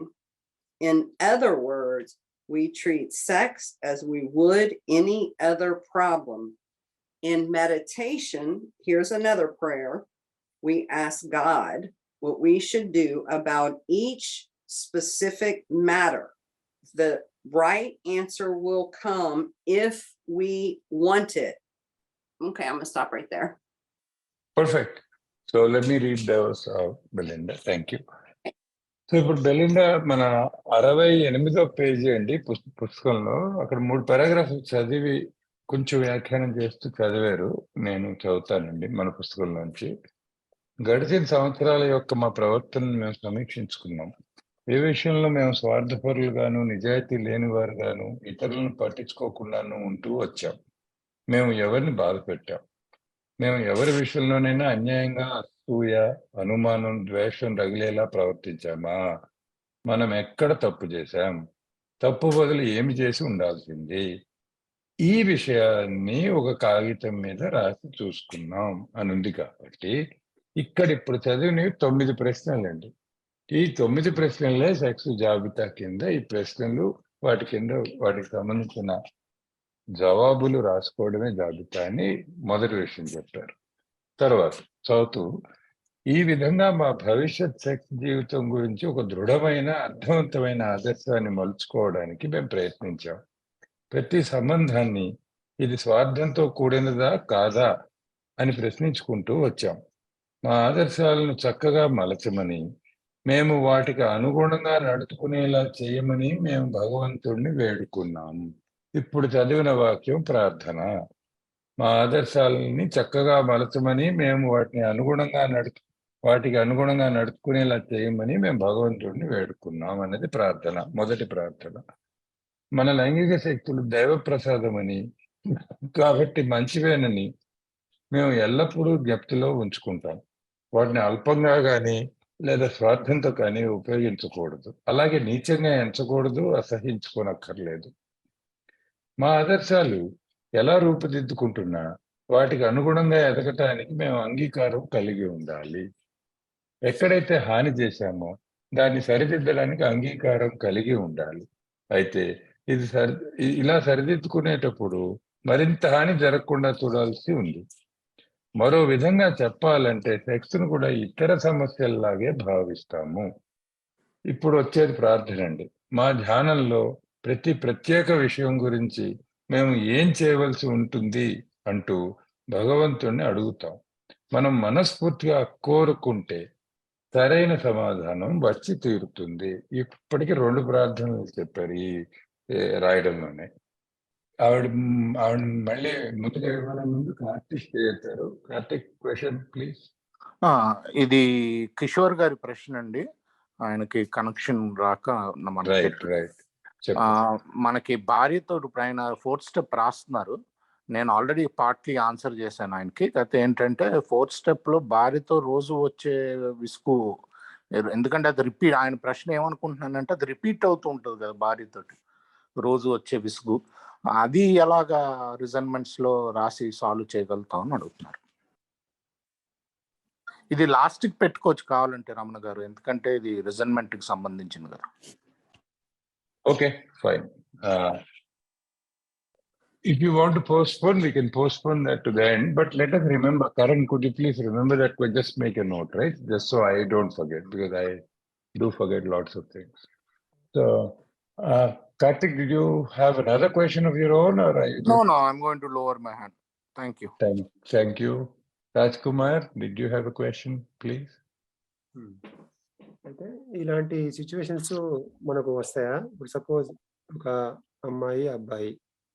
అబ్బాయికి ఏమంటారు, వేరే పెళ్లి చేసుకుంటే అమ్మాయి jealous అయితే, బిట్టర్గా feel అయితే, అందులో మన పాత్ర ఏం లేదు అనుకోండి.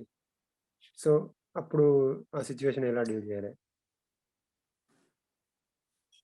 ఇప్పుడు ఇందులో అబ్బాయి ఎవరు, అమ్మాయి ఎవరు, అంటే ఆల్కహాలిక్ ఎవరు, ఒకసారి క్లియర్ గా నేను ఉన్నాను అనుకోండి. నేను ఆ అమ్మాయి నా మీద పడ్డది, నేనేమో వేరే వాళ్ళని పెళ్లి చేసుకున్నాను. సో నాకు అక్కడ ఇంట్రెస్ట్ లేదు, ఏం లేదు, అక్కడ నా సెల్ఫిష్నెస్ ఏం లేదు, వేరే సెల్ఫిష్ డిజైన్స్. కానీ నేను జెలసీ, బిటర్నెస్ అవన్నీ అరౌజ్ చేసిన ఆమెను కూడా. అంటే ఆమె పెట్టుకునేది ఎక్స్పెక్టేషన్స్. ఓ నువ్వు జెలసీ ఆ మూడో మనిషిలో ఎరోస్ చేసేవా అన్న ప్రశ్న అడుగుతున్నావు కదా, రైట్. అది రాసుకోవాల్సిన అవసరం ఉందా అని అడుగుతున్నావు రాజ్కుమార్ ఇందులో. Right, good, excellent, thank you. ఇప్పుడు అర్థమైందండి నాకు. So Belinda, here's the question. So here's the situation Rajkumar is presenting to us. He says, let's say there's a woman who likes this man who's the alcoholic in this little story. And this man goes and, let's say, marries somebody else. And in fact, he had nothing to do with this woman. But this other woman is still feeling bitter and sad that she could not have this person.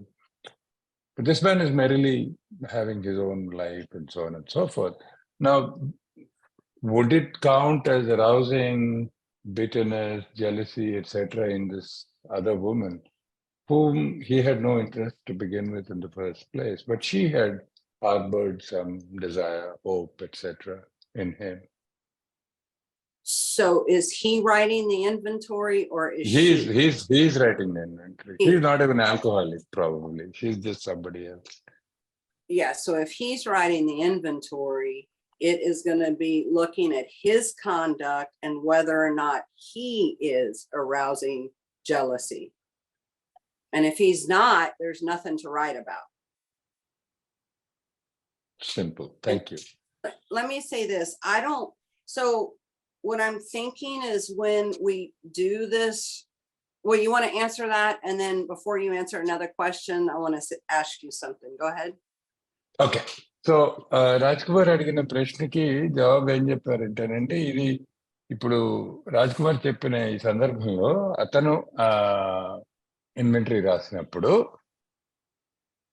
నేను ఆ అమ్మాయిలో అసూయ గాని, కోపం గాని, కటుతనం గాని ఏమైనా నా వల్ల ప్రేరేపించబడ్డాయా, ఇవి నేను చేసింది ఏమైనా ఉందా, అది మనం చూసుకోవాల్సింది. కేవలం నేనేమి చేయకుండాను, నా ప్రమేయం ఏమీ లేకుండా కూడా ఆమె ఏదో హక్కులు పెట్టుకోవడం కానీ అది జరిగితే ఇందులో నేను చేసింది ఏం లేదు కాబట్టి రాయాల్సింది ఏం లేదు. సింపుల్, అక్కడితో చెప్పారు. So Suresh, question please. So you wanted to say something, Belinda? I'm sorry about that. So my bad. Sorry. No, it's okay. It's really, I want clarification or see what you think. There are typically tons of questions during this conduct inventory, and I don't know how we'll get through it. So what do you think about, we'll go in and read those definitions, and then I'll read, like number 1, and then we'll go to 2 and go through all of it. And maybe if people can just write their question down, and then we'll see if it gets answered through the inventory, and then we'll come back and answer any questions that are left. What do you think about that? Sounds okay to me, unless the question is a burning question. Yeah. So yes, they can let us know if it is really, really, really bothering them. They can let us know. Yeah. And we can immediately address it, I suppose. But so are you talking about the definitions page now or the example? You do have an example. What I'm thinking is we can read the definition page first, like on number 1, then I'll read the example. That way they'll have the definition before we go into the example. So we'll have to go back and forth a little bit. Is that okay? I'm good, except I don't have the definitions translated in writing, but I can sort of wing it on the fly, right? So with that agreement, we can go. So let me explain what just happened to everybody. So Belinda ఏమన్నారంటేనండి, ఆవిడ కొన్ని ఈ text ఇన్వెంటరీలో సామాన్యంగా మనకి ఎదురయ్యే చాలా పదాలు, విషయాలు, వాటి నిర్వచనాలు మొట్టమొదట మనం క్లియర్గా తెలుసుకోవడం, విదితంగా తెలుసుకోవడం అవసరం. కాబట్టి నేను కొన్ని రాసుకొచ్చాను, అది చదువుతాను. దాటితో పాటు ఒక ఉదాహరణ కూడా ఉంది. అది ఇది కలిపి చెప్పుకుంటూ పోతా, మీరు ట్రాన్స్లేట్ చేయండి. అంతా అయ్యే లోపల ఏమైనా ప్రశ్నలు ఉంటే వినేవాళ్ళు, చూసేవాళ్ళు దయచేసి ప్రశ్నలు రాసుకొని పెట్టుకోండి. అది మరీ అర్జెంట్ ప్రశ్న కాకపోతే దయచేసి ఇది అయ్యాక అడుగుతారా అని మన దగ్గర పర్మిషన్ అడుగుతున్నారు. పర్వాలేదా? అలా చేయొచ్చునా? సురేష్ నాకు థమ్స్అప్ ఇచ్చారు. ఇంకేం కావాలి? సో సో ఆ పని చేద్దామండి. ఇక్కడి నుంచి బెలిండాకి అప్పు చెప్దాం. నేను అనువాదం మాత్రమే చేయడానికి ట్రై చేస్తాను. ప్రశ్నోత్తరాలు కాసేపు వాయిదా వేద్దామని చెప్తున్నారు అంతే. Thank you Belinda. The proposal has been seconded and approved. Go for it. Oh, good. Thank you. All right, I'm going to read the first one. Where had I been selfish? And the definition is seeking only to further one's own interest, ambitions that disregards the interest of others, egoism, the habit of regarding self as the center of everything, the doctrine that everything is uncertain but the fact of one's existence, exploit, to use selfishly for one's own ends. What attributes, thinking, did I have for my own interests that disregarded my partner's ambitions or interests and or others around the relationship? Did I exploit, use my partner, I'm having trouble reading this, use my partner or others around the relationship emotionally, financially, morally, physically, etc., for my own selfish ends without regard for their welfare? Or did I view myself as kind, considerate, generous, even modest or self-sacrificing, thereby absolving myself as being selfish? Was I a self-seeker even when trying to be kind? Or did I have a variation of these traits? Okay, should I just translate that bit first? That's quite a mouth. Yeah, I would. Quite a mouthful. Yeah. So ఇక్కడ ఏం చెప్తున్నారంటే ఒక list రాసుకుని వచ్చారండి వరుస క్రమంలో. ఏంటంటే అసలు where had I been self, ఈ 9 ప్రశ్నలు ఉన్నాయి కదా ఇప్పుడు చదివిన ప్రశ్నలు. అందులో మనం మొదటి చదివిన ప్రశ్న ఏంటి? ఏ విషయంలో మేము స్వార్థపరులుగా ఉన్నాము అని ఉంది కదా. సో స్వార్థపరత్వం అంటే ఏంటి, స్వార్థపరులుగా ఉండడం అంటే ఏంటి అన్న దానికి వివరణ చెప్తున్నారు ఇక్కడ. ఆ ప్రశ్నని మనం అర్థం చేసుకోకపోతే జవాబు ఎట్లా చెప్తాం అన్న విషయం అన్నమాట. సో అర్థం చేసుకోవడానికి ప్రయత్నిస్తే స్వార్థం అంటే ఏంటి? కేవలం నా పని జరగాలి అని చూసే భావమే స్వార్థం. అలాగే నా ఆశలు కూడా పక్క వాళ్ళ మంచిదా చెడ్డదా అని పట్టించుకోకుండా నా ఆశలను వెంటాడుతూ నేను ముందుకు సాగితే అది స్వార్థం. అలాగే నేను ప్రపంచం మొత్తానికి కేంద్ర బిందువు, నేను నా చుట్టూ ప్రపంచం అంతా తిరుగుతుంది అనుకోవడం స్వార్థం. ప్రపంచంలో ఏది ఏమైనా అయిపోవచ్చు, కానీ నా ఉనికి మాత్రం చాలా అతి ముఖ్యమైనది. ప్రపంచంలో ఏదైనా పైకి కింద కావచ్చు, ఉతలపుతలం అవచ్చు, ప్రపంచాలు కూలిపోవచ్చు, ఆకాశం రాలిపోవచ్చు, కానీ నేను ఉండడం మాత్రం తథ్యం అన్న గట్టి నమ్మకం ఉంది చూసారు, అది స్వార్థం. ఇప్పుడు ఎక్స్ప్లాయిట్ చేయడం అంటే అవకాశం తీసుకోవడం. అవకాశం తీసుకుని ఈ బంధాలను తీసుకోవడం ఎలా ఉంటుంది అంటే, అవకాశం తీసుకొని మనం చేసే చర్యలు ఎలా ఉంటాయంటే, స్వార్థంగా మనం నా పని కోసం నేను పక్క వాళ్ళని వాడుకోవడం. ఇప్పుడు ఇక్కడ మనం అడగాల్సిన ప్రశ్నలు ఏంటి? నేను చేసిన ఆలోచన కానీ, నేను చేసిన ప్రవర్తన కానీ నా గురించి చేశానా? చేస్తూ ఉండగా నా భాగస్వామి ఉన్నాడు కదా, ఇక్కడ ఉంది కదా, ఆమె ఆశలు కానీ, ఆమె ఆసక్తి కానీ, లేకపోతే ఆవిడకి ఏమైనా జీవితంలో కోరికలు కానీ ఉంటే వాటిని పక్కకు పెట్టి కేవలం నావి మాత్రమే నేను వాటి వెనకాలే నడుస్తూ పోయానా? అది మొదటి ప్రశ్న. అలాగే నేను నా భార్య లేక భర్త, నా భాగస్వామిని వాడుకున్నాను ఈ సంబంధంలో. అంటే వాళ్ళ మనసును కానీ వాళ్ళని కానీ వాడుకున్నట్టుగా ప్రవర్తించాను. అది వాడుకోవడం అంటే అది భావాత్మకంగా అయి ఉండొచ్చు, డబ్బు విషయంలో అయి ఉండొచ్చు, భౌతికంగా శరీరం వాడుకున్నానా, ఇవన్నీ నా స్వార్థం కోసం వాడుకున్నానా, వాళ్ళని పట్టించుకోకుండా వాళ్ళకి ఇష్టమా కాదా అన్న ప్రశ్న అడుక్కోకుండా నన్ను నేను వాళ్ళు వాడుకోవడానికి నేను ప్రయత్నించాను, అసలు వాడుకున్నాను. లేదా నేను చాలా మంచివాడిని, చాలా ప్రేమ కలిగిన మనిషిని, నేను ఉదార స్వభావం గలవాడిని, చాలా సాధు మనిషిని, నేను అసలు నిజంగా చెప్పాలంటే నేను చాలా త్యాగం చేస్తుంటాను వీళ్ళ కోసం అని అనుకుంటూ, నన్ను నేను స్వార్థపరుని కాదు ఇందుచేతన అని అనుకుంటూ వచ్చాను. నేను ఎలాంటి వాడిని. అలాగే నేను చాలా మంచివాడిని, ప్రేమ చూపించాను వగేర వగేర అనుకున్నప్పుడు, ఆ భావాలు చూపిస్తున్నప్పుడు కూడా నాలో స్వార్థం ఉందా?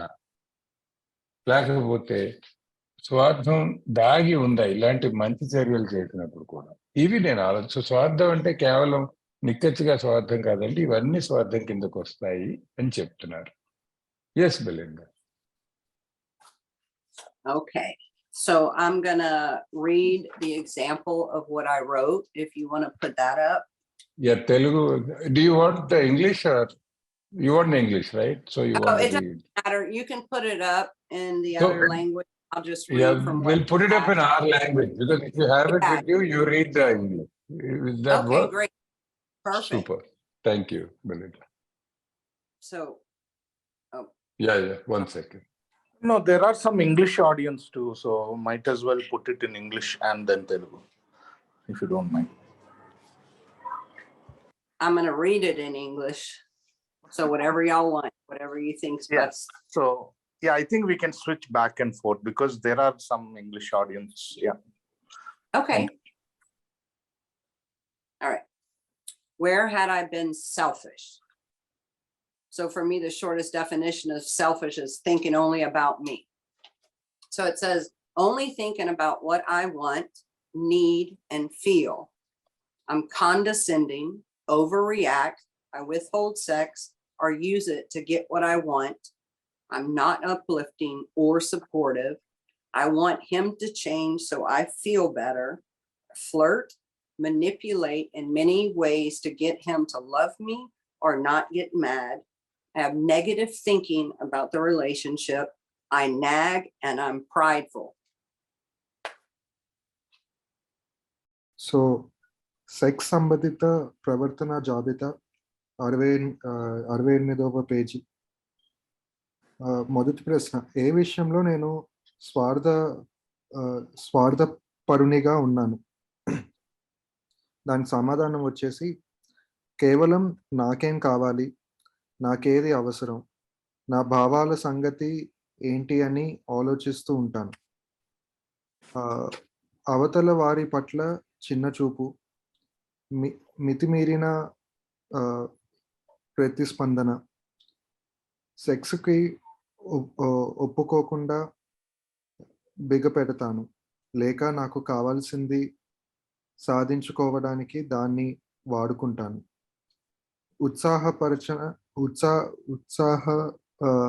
ఉత్సాహపరచను, అండగా ఉండను, నాకు బాగుండేలా అతను మారాలని కోరుకుంటాను. మూడో వాళ్ళను ఊరిస్తూ ఉంటాను, నాపై అతను ప్రేమ చూపటానికి, నా మీద కోపం రాకుండా ఉండటానికి అతని రకరకాలుగా వాడుకుంటాను. మా సంబంధం గురించి నా మనసులో ప్రతికూలమైన ఆలోచనలు, అతన్ని తప్పులు పడుతూ ఉంటాను, గర్వంగా ఉంటాను. Sorry, I had to go to the bathroom. Yeah. No issues. Go for it. So అర్థమైంది కదండి. ఇది ఆవిడ మొదటి ప్రశ్నకి రాసుకున్న స్వార్థం అంటే ఏమిటి అంటే ఇవన్నీ స్వార్థం కింద వస్తాయని చెప్పారు. Yes Belinda.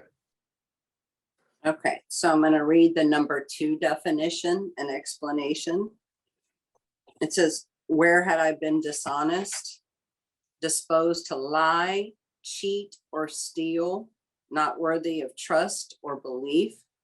Was I disposed to lying or cheating with my partner?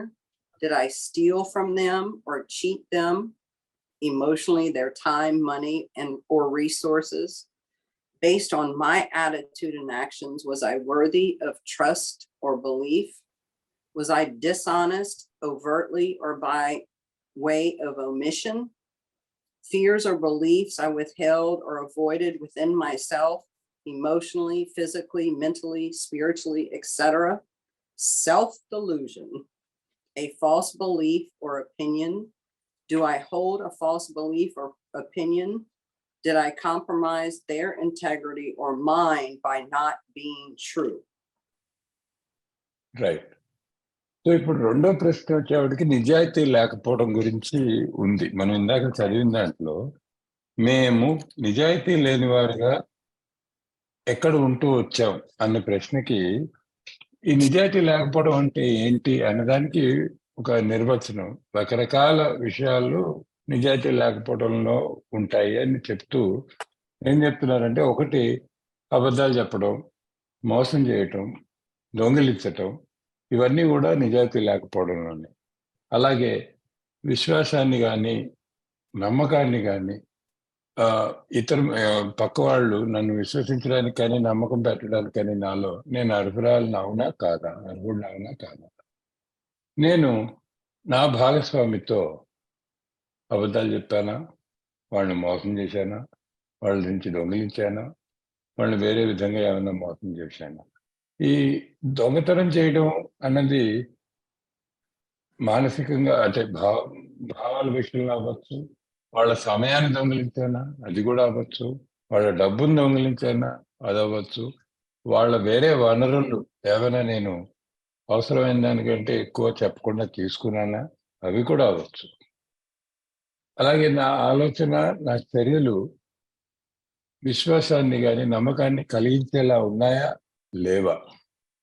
నేను అపనమ్మకం అనేది కేవలం అబద్ధం చెప్తూ ఉండడం ఒక్కటే కాదు, అబద్ధం చెప్తున్నానా లేకపోతే నిజం చెప్పకుండా ఉన్నానా అది కూడా తప్పే.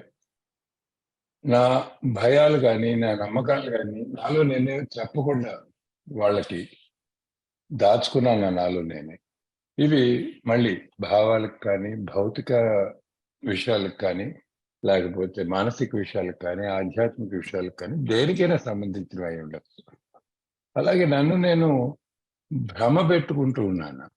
అంటే ఒక తప్పు ఆలోచన కానీ ఒక తప్పు అభిప్రాయం కానీ తప్పు నమ్మకం కానీ నాలో నేను పెట్టుకున్నానా, ఆ పెట్టుకోవడం వలన నేను నా సమగ్రత కానీ నా భాగస్వామి సమగ్రతను కానీ దెబ్బతీశానా. ఇవన్నీ కూడా నిజాయితీ లేకపోవడం అన్న హెడ్డింగ్ లోకే వస్తాయి అని చెప్తున్నారు. Yes, Belinda, the example. Okay, number 2. Where had I been dishonest?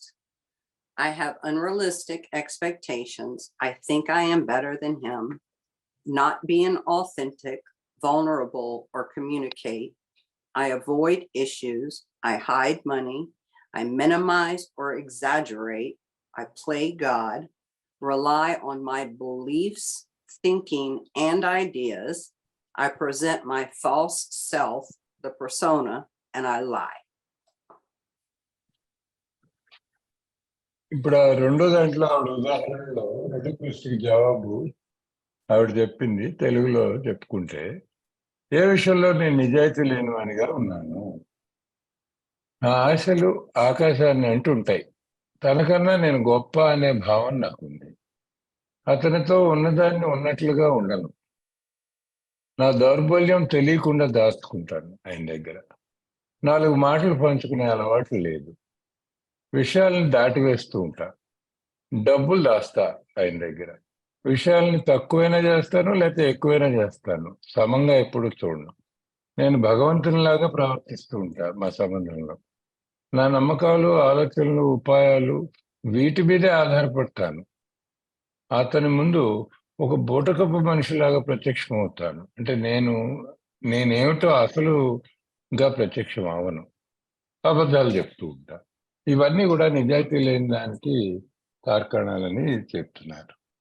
Okay, number 3, where had I been inconsiderate, without due regard for the rights or feelings of others, lacking in care or thought for others, heedless, thoughtless. Where had I been heedless, lacking in care, thoughtfulness, and consideration for this person in this relationship? Did I lack due regard for the rights and feelings of this person in this relationship? So మూడో ప్రశ్న మళ్ళీ ఇప్పుడు చదివిన ప్రశ్నల జాబితాలో నేను పక్కవాడిని పట్టించుకోకుండా ఎప్పుడైనా ప్రవర్తించానా అనేది మూడో ప్రశ్న. అందులో ఏం రాశారంటే, నేను పక్క వాళ్ళ హక్కుల్ని కానీ వాళ్ళ భావాలను కానీ పట్టించుకోకుండా ప్రవర్తించానా, నా ప్రవర్తనలో ప్రేమ లోపించిందా, వాళ్ళ గురించి ఆలోచన అనేది నాలో ఉందా లేదా, నేను అసలు వాళ్ళ మాట వినిపించుకున్నానా, వాళ్ళ గురించి కనీసం ఆలోచించానా, ఇవి ఆలోచించుకోవాల్సిన విషయాలు. నేను ఇలాంటి ప్రవర్తన ఈ సంబంధంలో ఈ వ్యక్తితో నేను వాళ్ళ మాట వినకుండా, వాళ్ళ ప్రేమ చూపించకుండా, వాళ్ళ గురించి ఆలోచన లేకుండా, వాళ్ళ గురించి పట్టించుకోకుండా ఉన్నానా, అలాగే వారి హక్కుల్ని కానీ వాళ్ళ భావాలను కానీ అసలు ఆలోచించకుండా వాటి గురించి పట్టించుకోకుండా ప్రవర్తించాను. ఇవి నేను చేసుకోవాల్సిన విషయం. Yes, the example Belinda. Sorry. Okay. So number 3 example, where had I been inconsiderate? I take things personally. I give no compliments or thank yous. I disregard all the positive and good things he does. I'm disrespectful. I yell, nag. I try repeatedly to get him to understand how I feel or think. How you like that? Yeah, I feel like I'm getting to know you a little better. That was only meant to be funny. I'm sorry. It was funny. So తెలుగులో మూడో ప్రశ్న సమాధానం ఇదండి. ఏ విషయంలో నేను ఇతరులను పట్టించుకోకుండా ఉన్నాను, ప్రతి విషయం నా గురించే అన్నది నా భావన. ఎప్పుడూ అవతల వాళ్ళని పొగడను, ధన్యవాదాలు తెలిపే అలవాటు లేదు. అతను చేసేవి అనుకూలమైనవి మంచివి అయినా కూడా నేను వాటిని పట్టించుకోను. నా మటుకు నేను అమర్యాదగా ఉంటాను, అరుస్తాను, ఎప్పుడు తప్పులు పడుతూ ఉంటాను అతనిలో. అతను నా భావాలు నా ఆలోచనలు అర్థం చేసుకోవాలన్నదే ప్రతిసారి నా ప్రయత్నం, ఎల్లప్పుడూ నా ప్రయత్నం అదే. Yes, we can go to the next one, Belinda. Okay. Whom had I hurt? To feel or suffer bodily or mentally pain or distress include looking at others around the relationship that may have been affected. Did I inflict suffering, bodily injury, mental pain, or distress to this person or others involved? Did I reduce this person in any way, mentally, physically, emotionally, morally, etc.? Ask yourself if you would want to be on the receiving end of your attitudes and actions. And then it says step 8, consideration. I'm having trouble seeing what I'm reading. Right. ఇప్పుడు 4వ ప్రశ్న, మేము ఇతరులని బాధ పెట్టామా లేక నొప్పించామా అన్నది ప్రశ్న. ఈ నొప్పించడం, బాధ పెట్టడం అంటే ఏమిటి ఉన్నాయి ఇందులో అంటే, నొప్పి పెట్టడం అంటే ఏంటి, బాధపడడం అంటే ఏంటి, శారీరకంగా కానీ మానసికంగా కానీ ఇబ్బంది పడటం.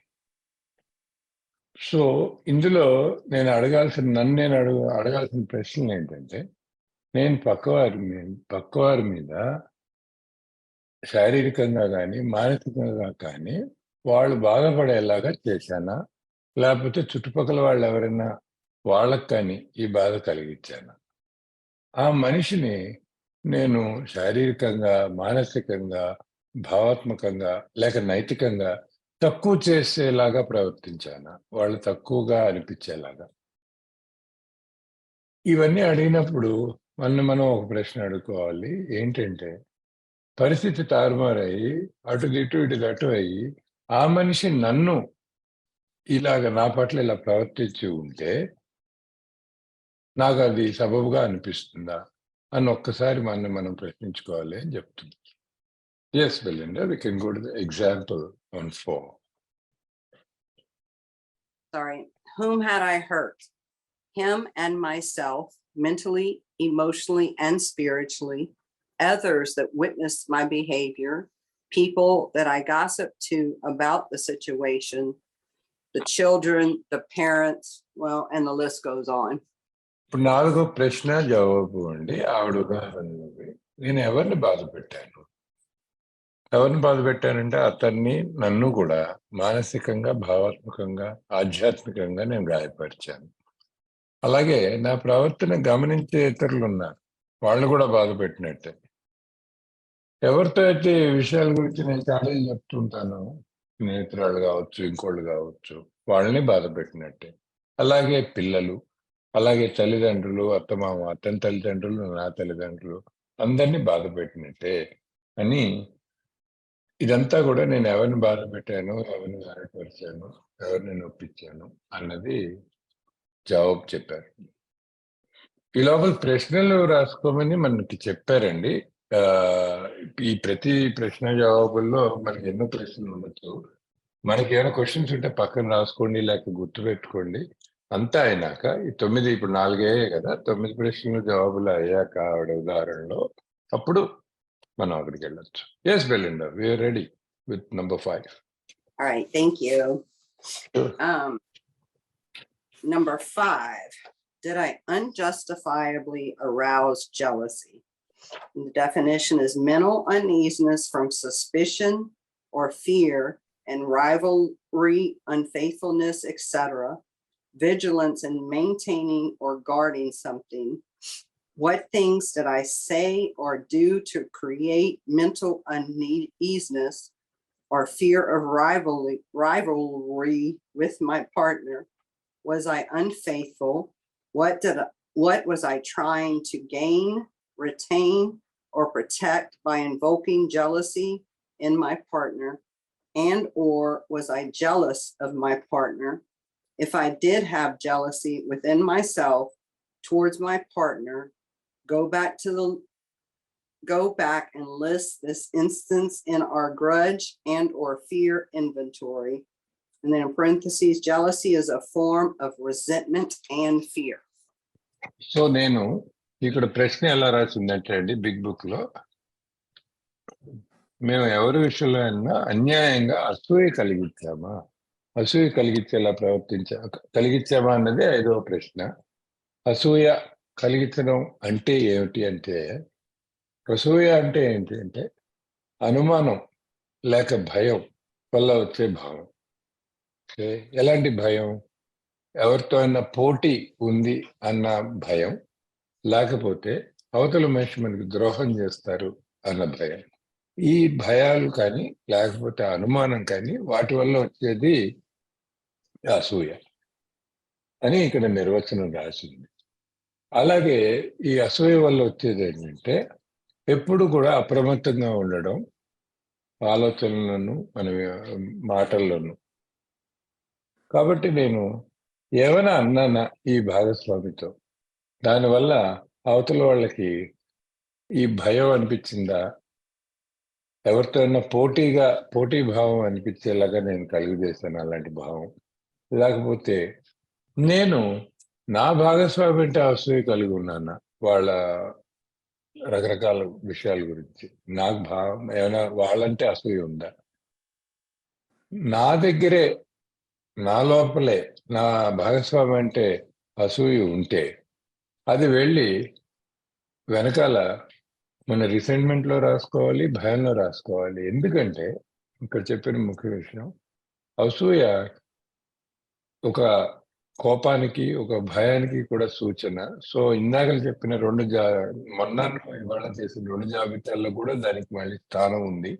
ఒకవేళ నేను నా భాగస్వామి పట్లే నేను అసూయగా ఉన్నాను అంటే, అసూయ కలిగించడం వేరు, అసూయగా ఉండడం వేరు.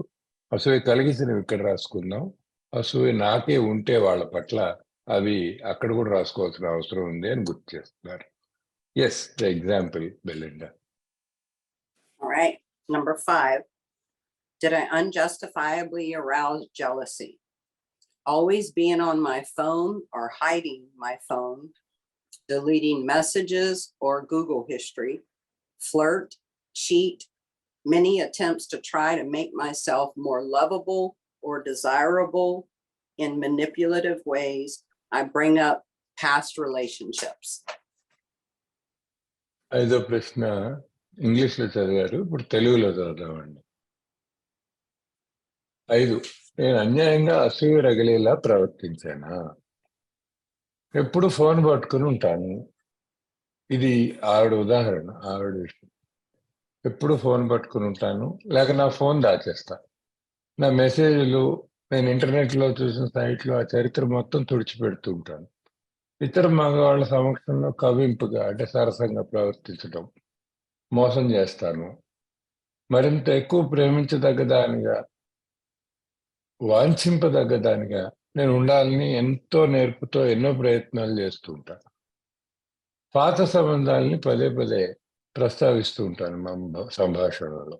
ఇవన్నీ కూడా అసూయని రగిల్చే చర్యలు అని రాసుకున్నారు. Yes, the next one, suspicion. Suspicion. Did I unjustifiably arouse suspicion? Definition, imagination of anything to be the case or to be likely. A vague notion, distrust. Was I vague or distrustful in any way? Emotionally, physically, financially, etc. If so, why? What was I trying to protect or gain by invoking suspicion out of my partner? And or was I suspicious of my partner? If so, go back and list this instance in your grudge and or fear inventory. And then also it says suspicion is a form of resentment and fear. Right. So ఇది ఆరో ప్రశ్న.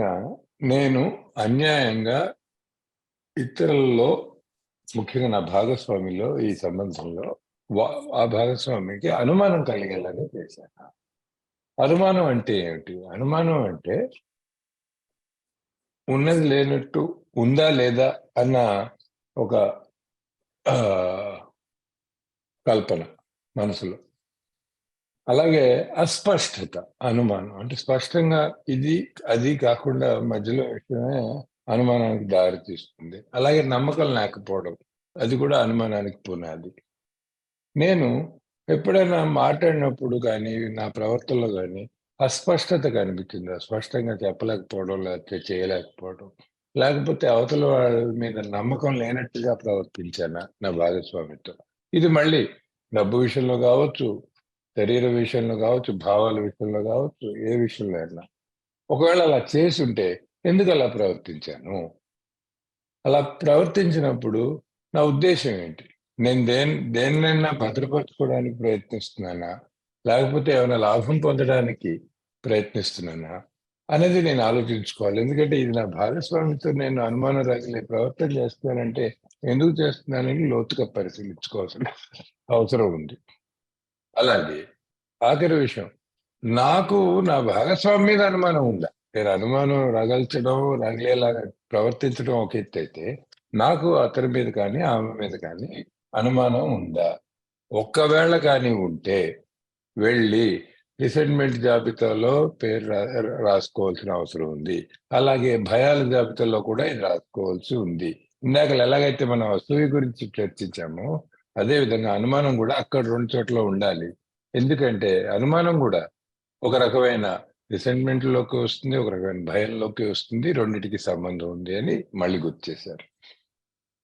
Yes, we are at bitterness. Oh, sorry, example. I'm sorry about that. Yes, 6. yes. Did I unjustifiably arouse suspicion?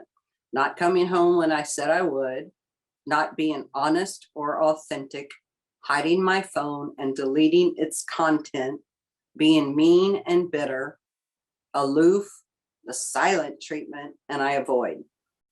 ఇప్పుడు 6 ప్రశ్న జవాబు తెలుగులో చెప్తానండి. నేను అన్యాయంగా అనుమానం రగిలేలా ప్రవర్తించాను.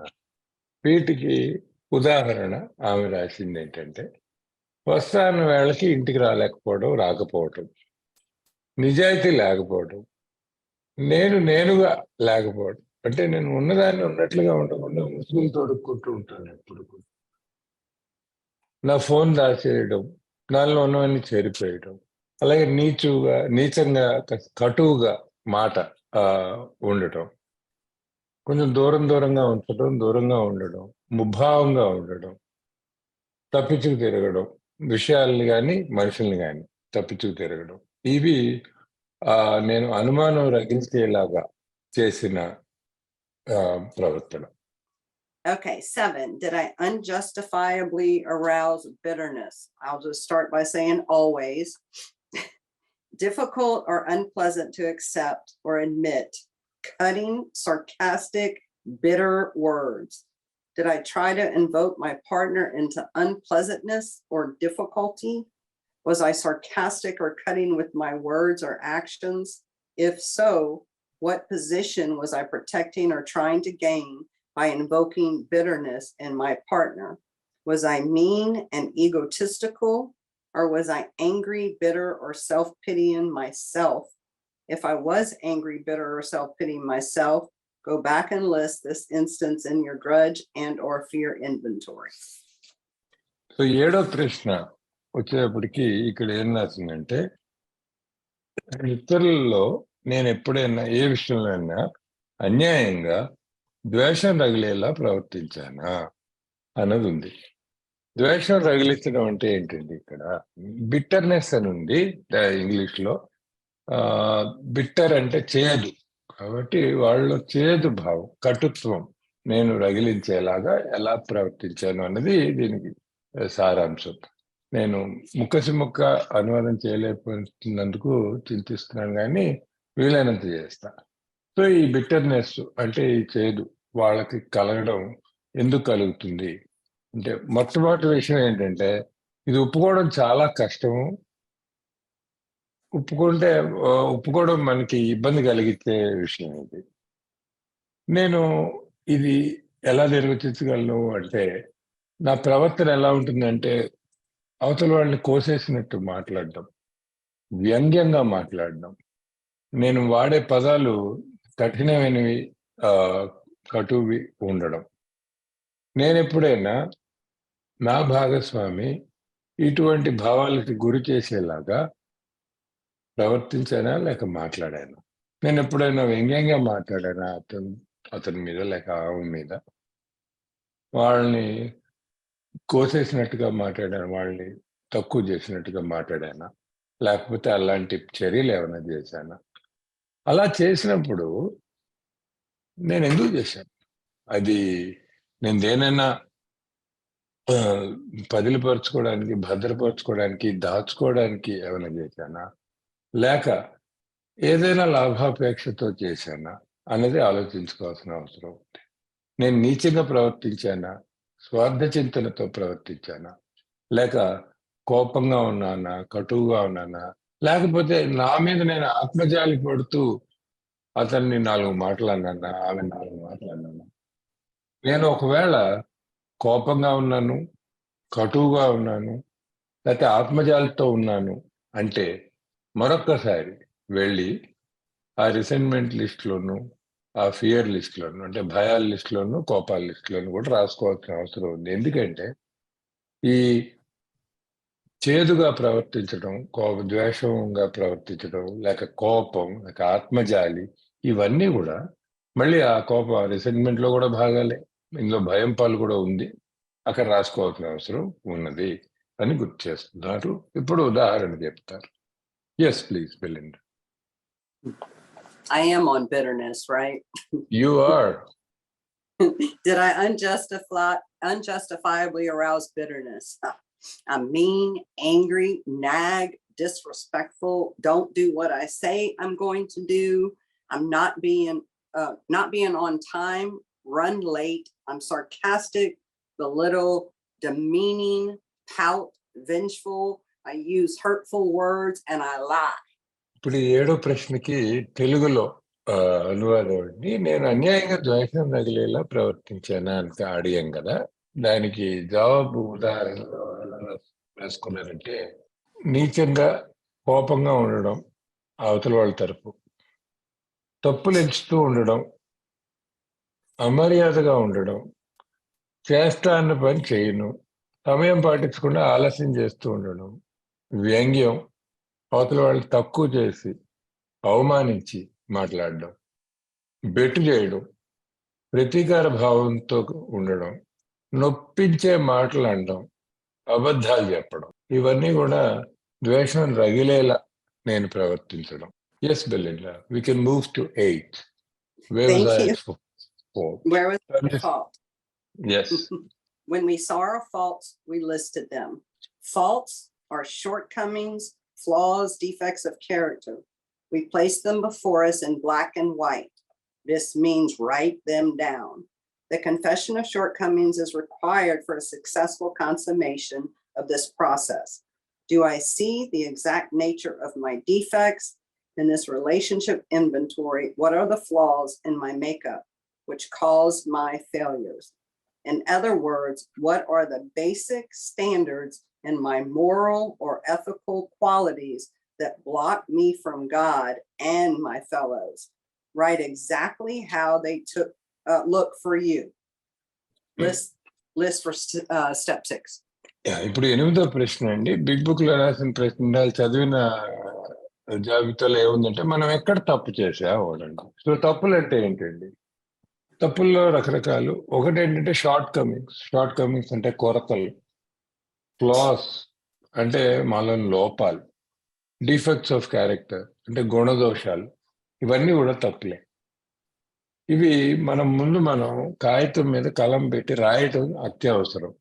ఈ లోపాలు మనం ఒప్పుకోవడం అనేది, ఆ ఒప్పుదల అనేది పూర్తిగా అవసరం. అది లేకపోతే ఇప్పుడు మనం చేస్తున్న ఈ ప్రక్రియకి సగం చేసినట్టే, పూర్తి చేసినట్టు కానే కాదు.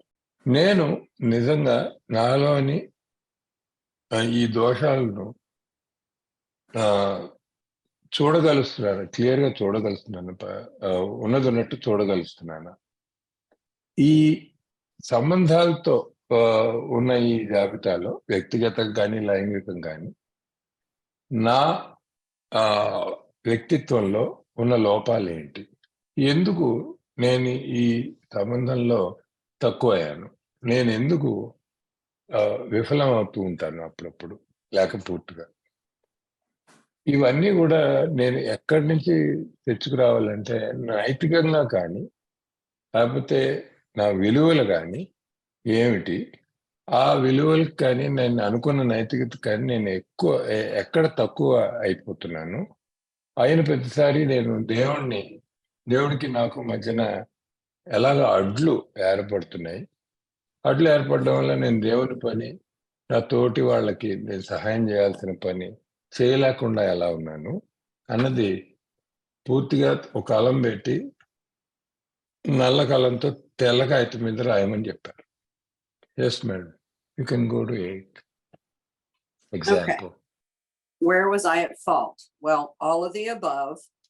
I'm self-righteous, superior, controlling, self-pity, self-reliant, self-centered, jealous, suspicious, demanding, frightened.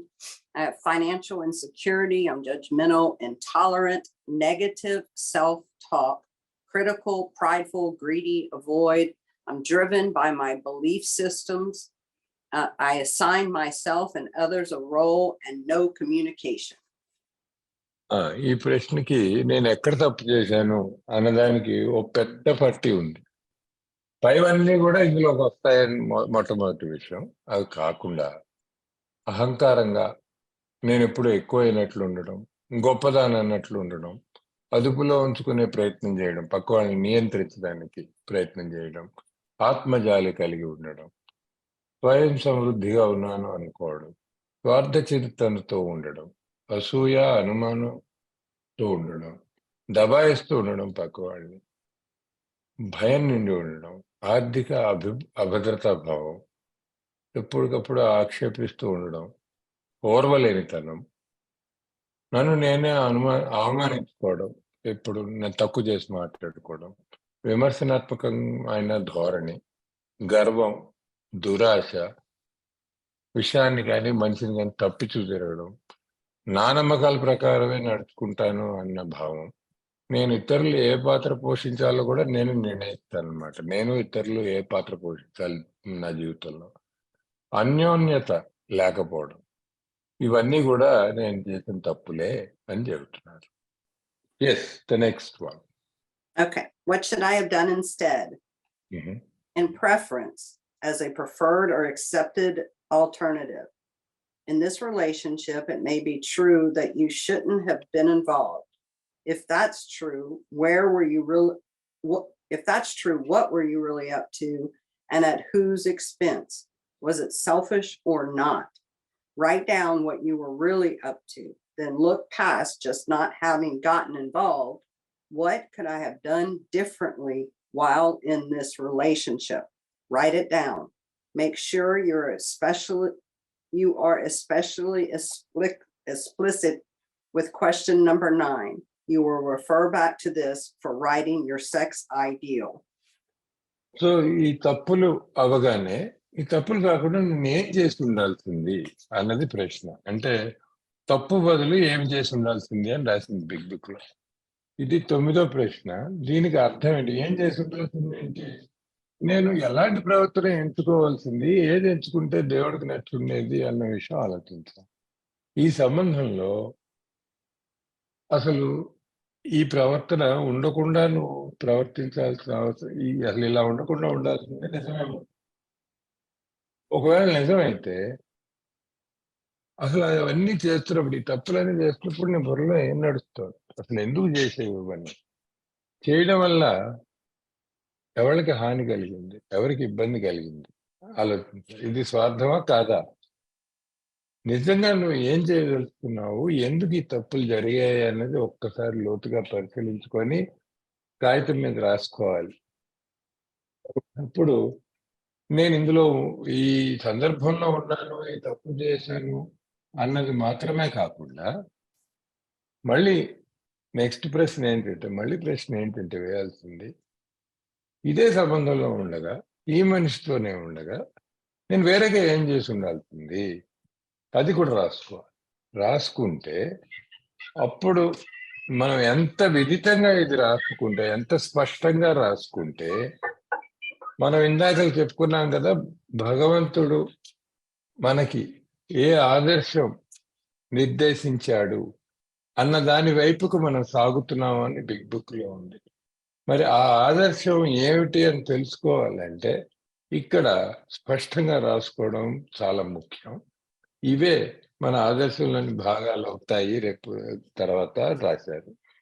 Okay, what should I have done instead? So instead of self-will, I've been discussing basically if I were living in God's will, what would it look like?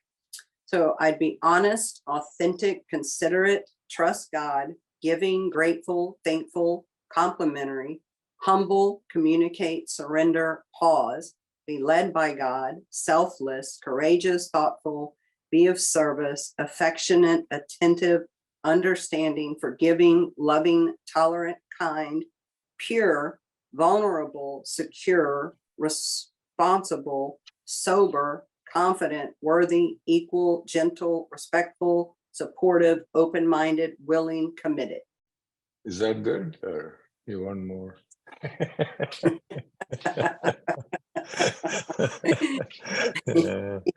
Yes. ఇక్కడ మళ్ళీ చాలా పెద్ద list ఉందని నవ్వుతున్నానండి, అంతే, ఇంకేం కాదు. 9వ ప్రశ్న, నేను తప్పు బదులు ఏం చేసి ఉండాల్సింది అంటే, నేను అనుకున్నట్టుగా కాకుండా, నా సొంత ఇచ్చితో కాకుండా భగవంతుని ఇచ్చి ప్రకారం నడుచుకుని ఉంటే నేను ఎలా ఉండేదాన్ని?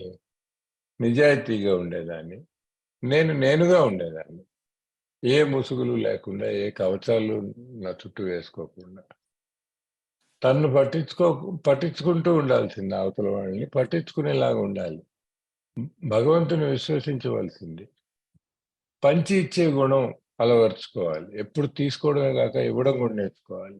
కృతజ్ఞతాభావం పెంపొందించుకోవాలి. మెప్పు తెలియజేయడం అన్నది చాలా ముఖ్యం. వినయంతో ఉండాలి, అన్యోన్యతతో ఉండాలి, ఒప్పుదలతో ఉండాలి. పరిగెడుతూనే కాకుండా మధ్యలో ఒకసారి ఊపిరి పీల్చుకొని విరామం తీసుకొని అసలు ఎక్కడున్నామని ఆలోచించే గుణం ఉండాలి. భగవంతుని చూపించిన దారిలో అప్పుడు నడవడం నేర్చుకోవాలి. స్వార్థరహితంగా ఉండాలి, ధైర్యంగా ఉండాలి, సావధానంగా ఉండాలి, సేవాభావం నిండి ఉండాలి, ప్రేమపూర్వకమైన వ్యక్తిలా ఉండాలి, శ్రద్ధగా వినడం నేర్చుకోవాలి, విని అర్థం చేసుకోవడం నేర్చుకోవాలి, క్షమించగలగటం నేర్చుకోవాలి, ప్రేమ నిండి ఉండాలి, ఓర్పు కలిగి ఉండాలి, దయ కలిగి ఉండాలి, స్వచ్ఛమైన మనిషిగా ఉండడానికి ప్రయత్నం చేయాలి, తనకు నా దౌర్బల్యం తెలిసేలా మెలగటం నేర్చుకోవాలి, అంత సాన్నిహిత్యం పెంచుకోవాలని, భద్రత కలిగి ఉండాలి, బాధ్యత కలిగి ఉండాలి, సోబర వ్యక్తిగా ఉండాలి, ఆత్మవిశ్వాసంతో మెలగాలి, హుందాగా ఉండాలి, అర్హత కలిగి ఉండాలి, సమానంగా ఉండాలి, తనతో సౌమ్యంగా ఉండాలి, మర్యాదగా ఉండాలి, సమర్థిస్తూ ఉండాలి అవతల మనిషిని ఈ సంబంధంలో, విశాల హృదయంతో ఉండాలి, చెప్పిన వినిపించుకోవాలి, ఇష్టత కలిగి ఉండాలి, నిబద్ధతతో ఉండాలి, ఇవన్నీ ఉండాల్సింది ఇందాక చేసిన తప్పులు కాకుండా అని నవ్వుతూ ఉన్నవాడితో ఇవన్నీ ఉంటే దేవుని ఇచ్చే ప్రకారం నడుచుకున్నట్టు అని. Yes, Belinda, back to you.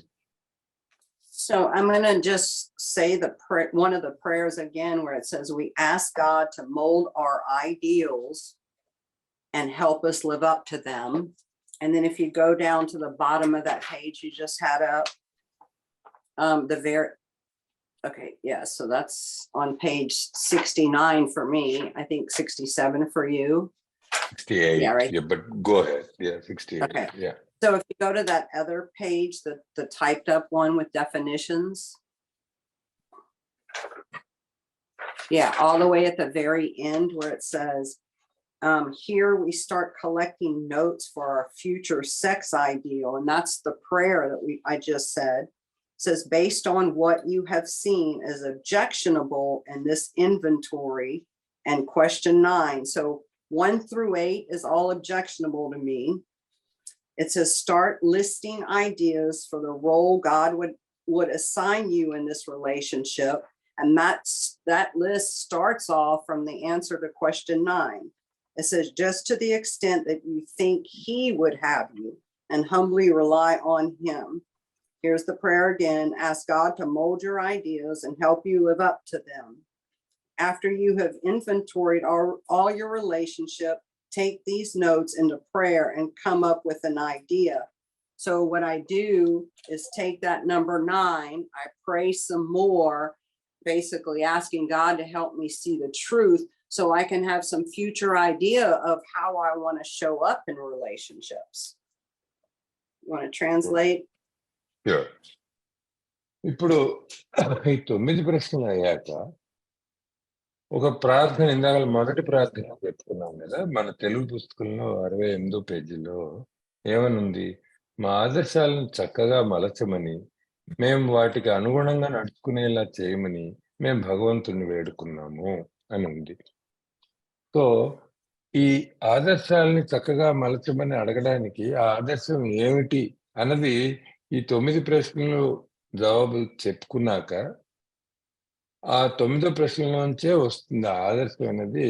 మనం అందులో కొన్ని తీసుకొని మన ఆదర్శాన్ని మనం నిర్మించుకోవచ్చు. అందుకని ఇక్కడ ఏం రాశారంటే, ఇక్కడ మీరు పై 9 ప్రశ్నల్లో ప్రతి ముందు 8 విషయాలు ఉండకూడనివి, 9వ ప్రశ్నకి జవాబు ఉండవలసినవి అని మన ఆదర్శం వైపుకి మనం పట్టుకెళ్ళే విషయం. ఇవన్నీ కూడా ఏం చేయాలంటే, మనం అందాకలు రాసుకున్నాం కాబట్టి, కలం కాగితం మీద పెట్టడం అనివార్యం అని చెప్పింది ఇందుకే రాశాం కాబట్టి, ఇప్పుడు భగవంతుడిని నేను ఏ పాత్ర పోషించాలయ్యా ఈ సంబంధంలో అని చెప్పి వేడుకుని అడిగితే, తను నన్ను ఎలా ఉండాలని అనుకుంటున్నాడు ఈ భగవంతుడు అని ఆలోచించి అవన్నీ రాసుకొని, అప్పుడు వినయంతో అతని మీద ఆధారపడడం నేర్చుకోవాలి. ఆధారపడడం నేర్చుకోవడం అంటే మళ్ళీ ప్రార్థన చేసుకొని, దేవా నా ఆదర్శాన్ని నువ్వే మలిచి దానికి అనుగుణంగా ఉండే శక్తిని నాకు ప్రసాదించు అని వేడుకోవడం. ఇక్కడ ఆవిడ ఏమన్నారంటే, బెలిండా, నేను ఇది చేసినప్పుడు, ఈ ప్రార్థన చేసినప్పుడు ఈ సంబంధం విషయమై నేను లోటుపాట్లన్నీ నాకు తెలిసినంత బాగా రాసుకున్నాను. నేను ఎలా ఉండాలి అని నువ్వు అనుకుంటున్నావో అవి కూడా రాసుకునే ప్రయత్నం చేశాను. ఇప్పుడు నాకు నిజం కనిపించేలాగా, నేను నిజం చూసేలా నాకు అనిపిస్తుంది. ఈ ఆదర్శాన్ని మలిచి నన్ను ముందుకు సాగేలాగా చెయ్యి అని భగవంతుని వేడుకుంటాను అని చెప్పాను. ఇలాగా ఇది ప్రతి సంబంధానికి చేస్తూ, లైంగిక సంబంధం ఒక్కటే కాదు, ఇలా ప్రతి సంబంధానికి మనం ఉన్న ప్రతి సంబంధానికి ఒక ఇన్వెంటరీ రాసుకుంటే, ఈ ఇప్పుడు రాసుకున్న ఈ నోట్స్ అంతా ఉంది కదా, ఇది మన ప్రార్థనలోకి తీసుకెళ్తే ఇవన్నీ సమగ్రంగా ఓ చోట చేరిస్తే అదే మన భావికి ఒక ఆదర్శంగా తయారవుతుంది అని చెప్తున్నాను. Yes Belinda. Okay, I'm going to read the 2 paragraphs on page 70, and then I'm going to follow up with an extremely brief summary and a couple of more things. So that where it starts off, sum up, yeah. Suppose we fall short of the chosen ideal and stumble. Does this mean we are going to get drunk? Some people tell us so, but this is only a half truth. It depends on us and our motives. If we are sorry for what we have done and have the honest desire to let God take us to better things, we believe we will be forgiven and will have learned our lesson. If we are not sorry and our conduct, meaning our behavior, continues to harm others, we are quite sure to drink.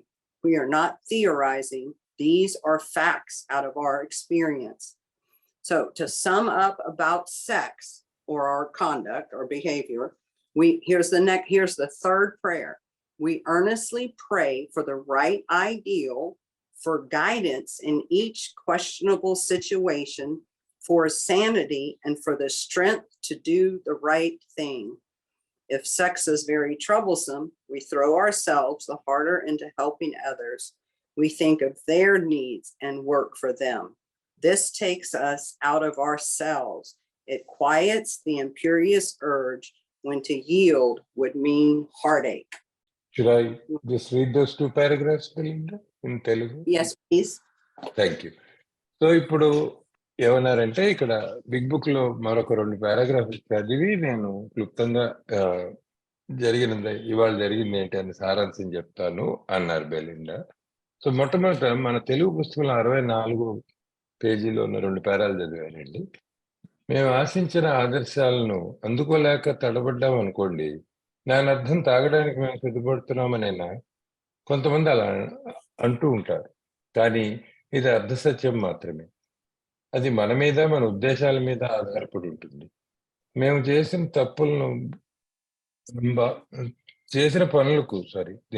పనులకు బాధపడుతున్నట్లయితే, మాకు భగవంతుడే మంచి దారి చూపాలని నిజాయితీతో కోరుకున్నట్లయితే, మేము క్షమించబడతామని, మా పాఠాలు మేము నేర్చుకుంటామని విశ్వసిస్తాం. అలా కాని పక్షంలోనూ మా ప్రవర్తన ఇతరులను బాధిస్తూ ఉంటేను మేము ఖచ్చితంగా తిరిగి తాగుతాం. మేము సిద్ధాంతాలు వల్లించటం లేదు, ఇవి మా అనుభవాల నుండి జనించిన వాస్తవాలు. సెక్స్కు సంబంధించిన విషయాలు క్లుప్తీకరిద్దాం. మంచి ఆదర్శం కోసం, ఇది 3వ ప్రార్థన అని చెప్తున్నారండి ఇక్కడి నుంచి మొదలు. మంచి ఆదర్శం కోసం ప్రశ్నార్థకంగా మారిన ప్రతి పరిస్థితిలోనూ సరైన త్రోవ చూపించటం కోసం, మానసిక ప్రశాంతతకు మరియు సరైనవి చేయడానికి అవసరమైన శక్తి కోసం మేము మనఃపూర్వకంగా ప్రార్థిస్తాము. ఈ వాక్యం 3వ ప్రార్థన చెప్పుకోవాలి అని చెప్పారు. సెక్స్ విషయం ఎక్కువ ఇబ్బందికరంగా తయారైతే మేము ఇతరులను సహాయం చేయడానికి ఇంకా ఎక్కువగా కష్టపడతాం. మేము వారి అవసరాలను గుర్తించి వారి కోసం పని చేస్తాం. ఇది మా గురించి తక్కువగా ఆలోచింపజేసి అనైతికత్వం నుండి మమ్మల్ని విముక్తులను చేస్తుంది. లొంగిపోతే చోటు చేసుకునే హృదయ విదారక పరిస్థితికి కారణమైన ఈ స్వార్థంతో కూడిన మోసపూరితమైన కోరికను అణిచివేస్తుంది. ఇవి ఆవిడ చదివిన పారాగ్రాఫ్లు. ఇవి 69వ పేజీ. Yes Belinda. Okay, so just a reminder, I can use this conduct inventory in any area of my life. I can use it with my conduct with family, conduct with friends, conduct with coworkers, any area. I can use it for, my relationships, sex relations, but I can also use it in other areas. And then what we were talking about earlier is I can get temporary ease and comfort in men or flirting, but it's all an outside distraction. And so this is the inside job. So you can ask yourself the question, for instance, does porn or women or men, flirting, sex, cheating, any of that, does that help you grow spiritually? Or do you think it's feeding the soul sickness? And then earlier in the book, in the doctor's opinion, it mentions the psychic change, moral psychology, personality change. It's saying we got to get a new mind. And so this habitual thinking we have with our beliefs, our perceptions, our delusion, these are the driving force. This entire, whether it's resentment, fear, and sex, is about getting a completely new mind. And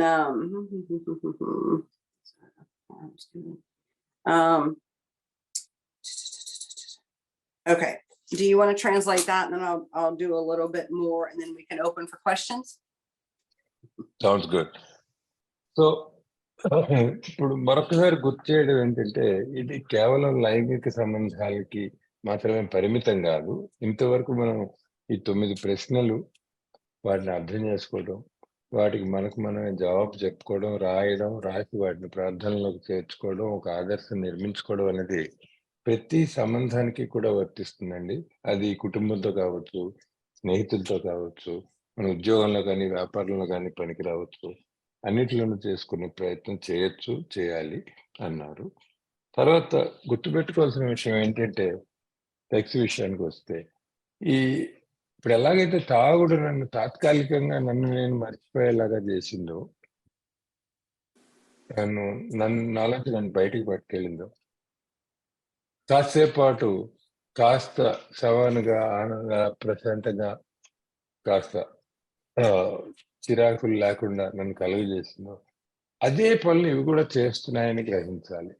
ఒక్కసారి ఆలోచించండి. మనం ఏదో porn చూడడం కానీ, లేకపోతే మగవాళ్ళని వాంఛించడం కానీ, ఆడవాళ్ళని వాంఛించడం కానీ, సెక్స్ గురించి ఆలోచనలు కానీ, చర్య కానీ, ఇవి నా ఆధ్యాత్మిక ప్రగతికి తోడు పడుతున్నాయా, లేక నా ఆత్మకు పట్టిన ఈ జబ్బుని లోతు చేస్తున్నాయా? ఇది నేను ఆలోచించుకోవాల్సిన విషయం.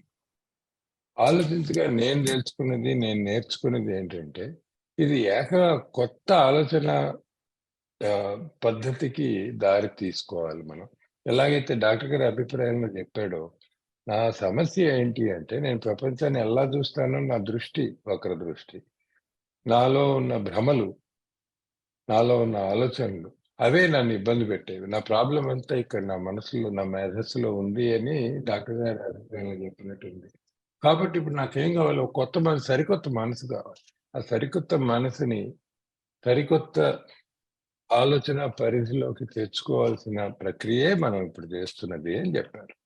Yes, Belinda. Okay, so I'm just going to pull a couple of things out of the last 2 paragraphs. And so it's saying we've written a lot down. And with this information, we have begun to comprehend the futility, which is the uselessness, and the fatality, which is the deadliness. We have commenced to see their terrible destructiveness. Then it says we have begun to learn tolerance, patience, and goodwill towards all men, even our enemies. And then it says, we hope you are convinced now that God can remove whatever self-will has blocked you off from him. It says, well, if you have already made a decision and an inventory of your grosser handicaps, you have made a good beginning. That being so, you have swallowed and digested some big chunks of truth about yourself. So we're only making a beginning. There's 8 more steps after that. Plus, this is a lifetime job.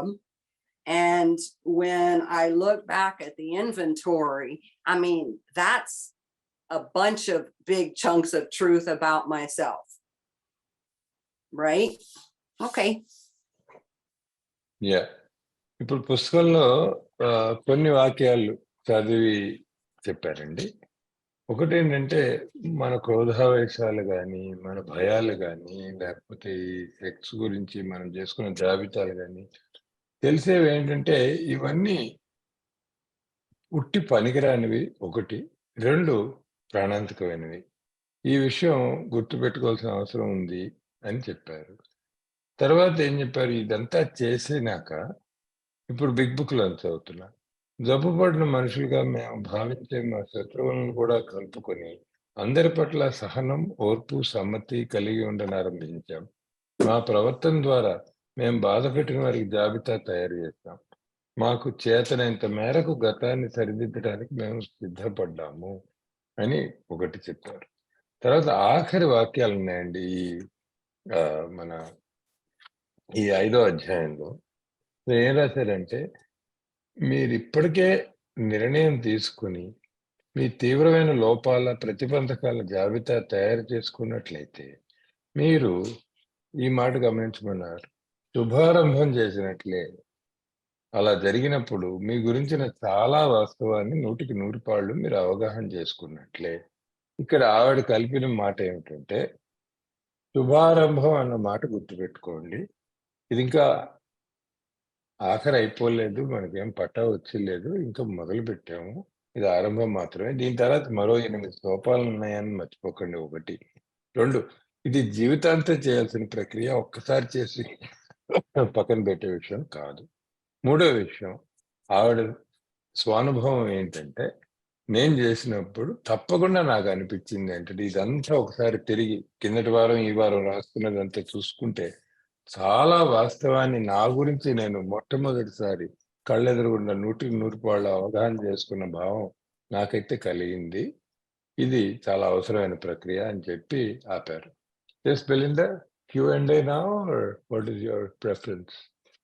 Yeah, I mean, I'm done if you want to open it. If people have questions, I know we're way past the time, but I have some time if you want. I know it's a lot of information. Well, thank you for, first of all, the time, the patience, and yeah, you seem to have checked off everything in number 9, the answer to number 9 today. Thank you.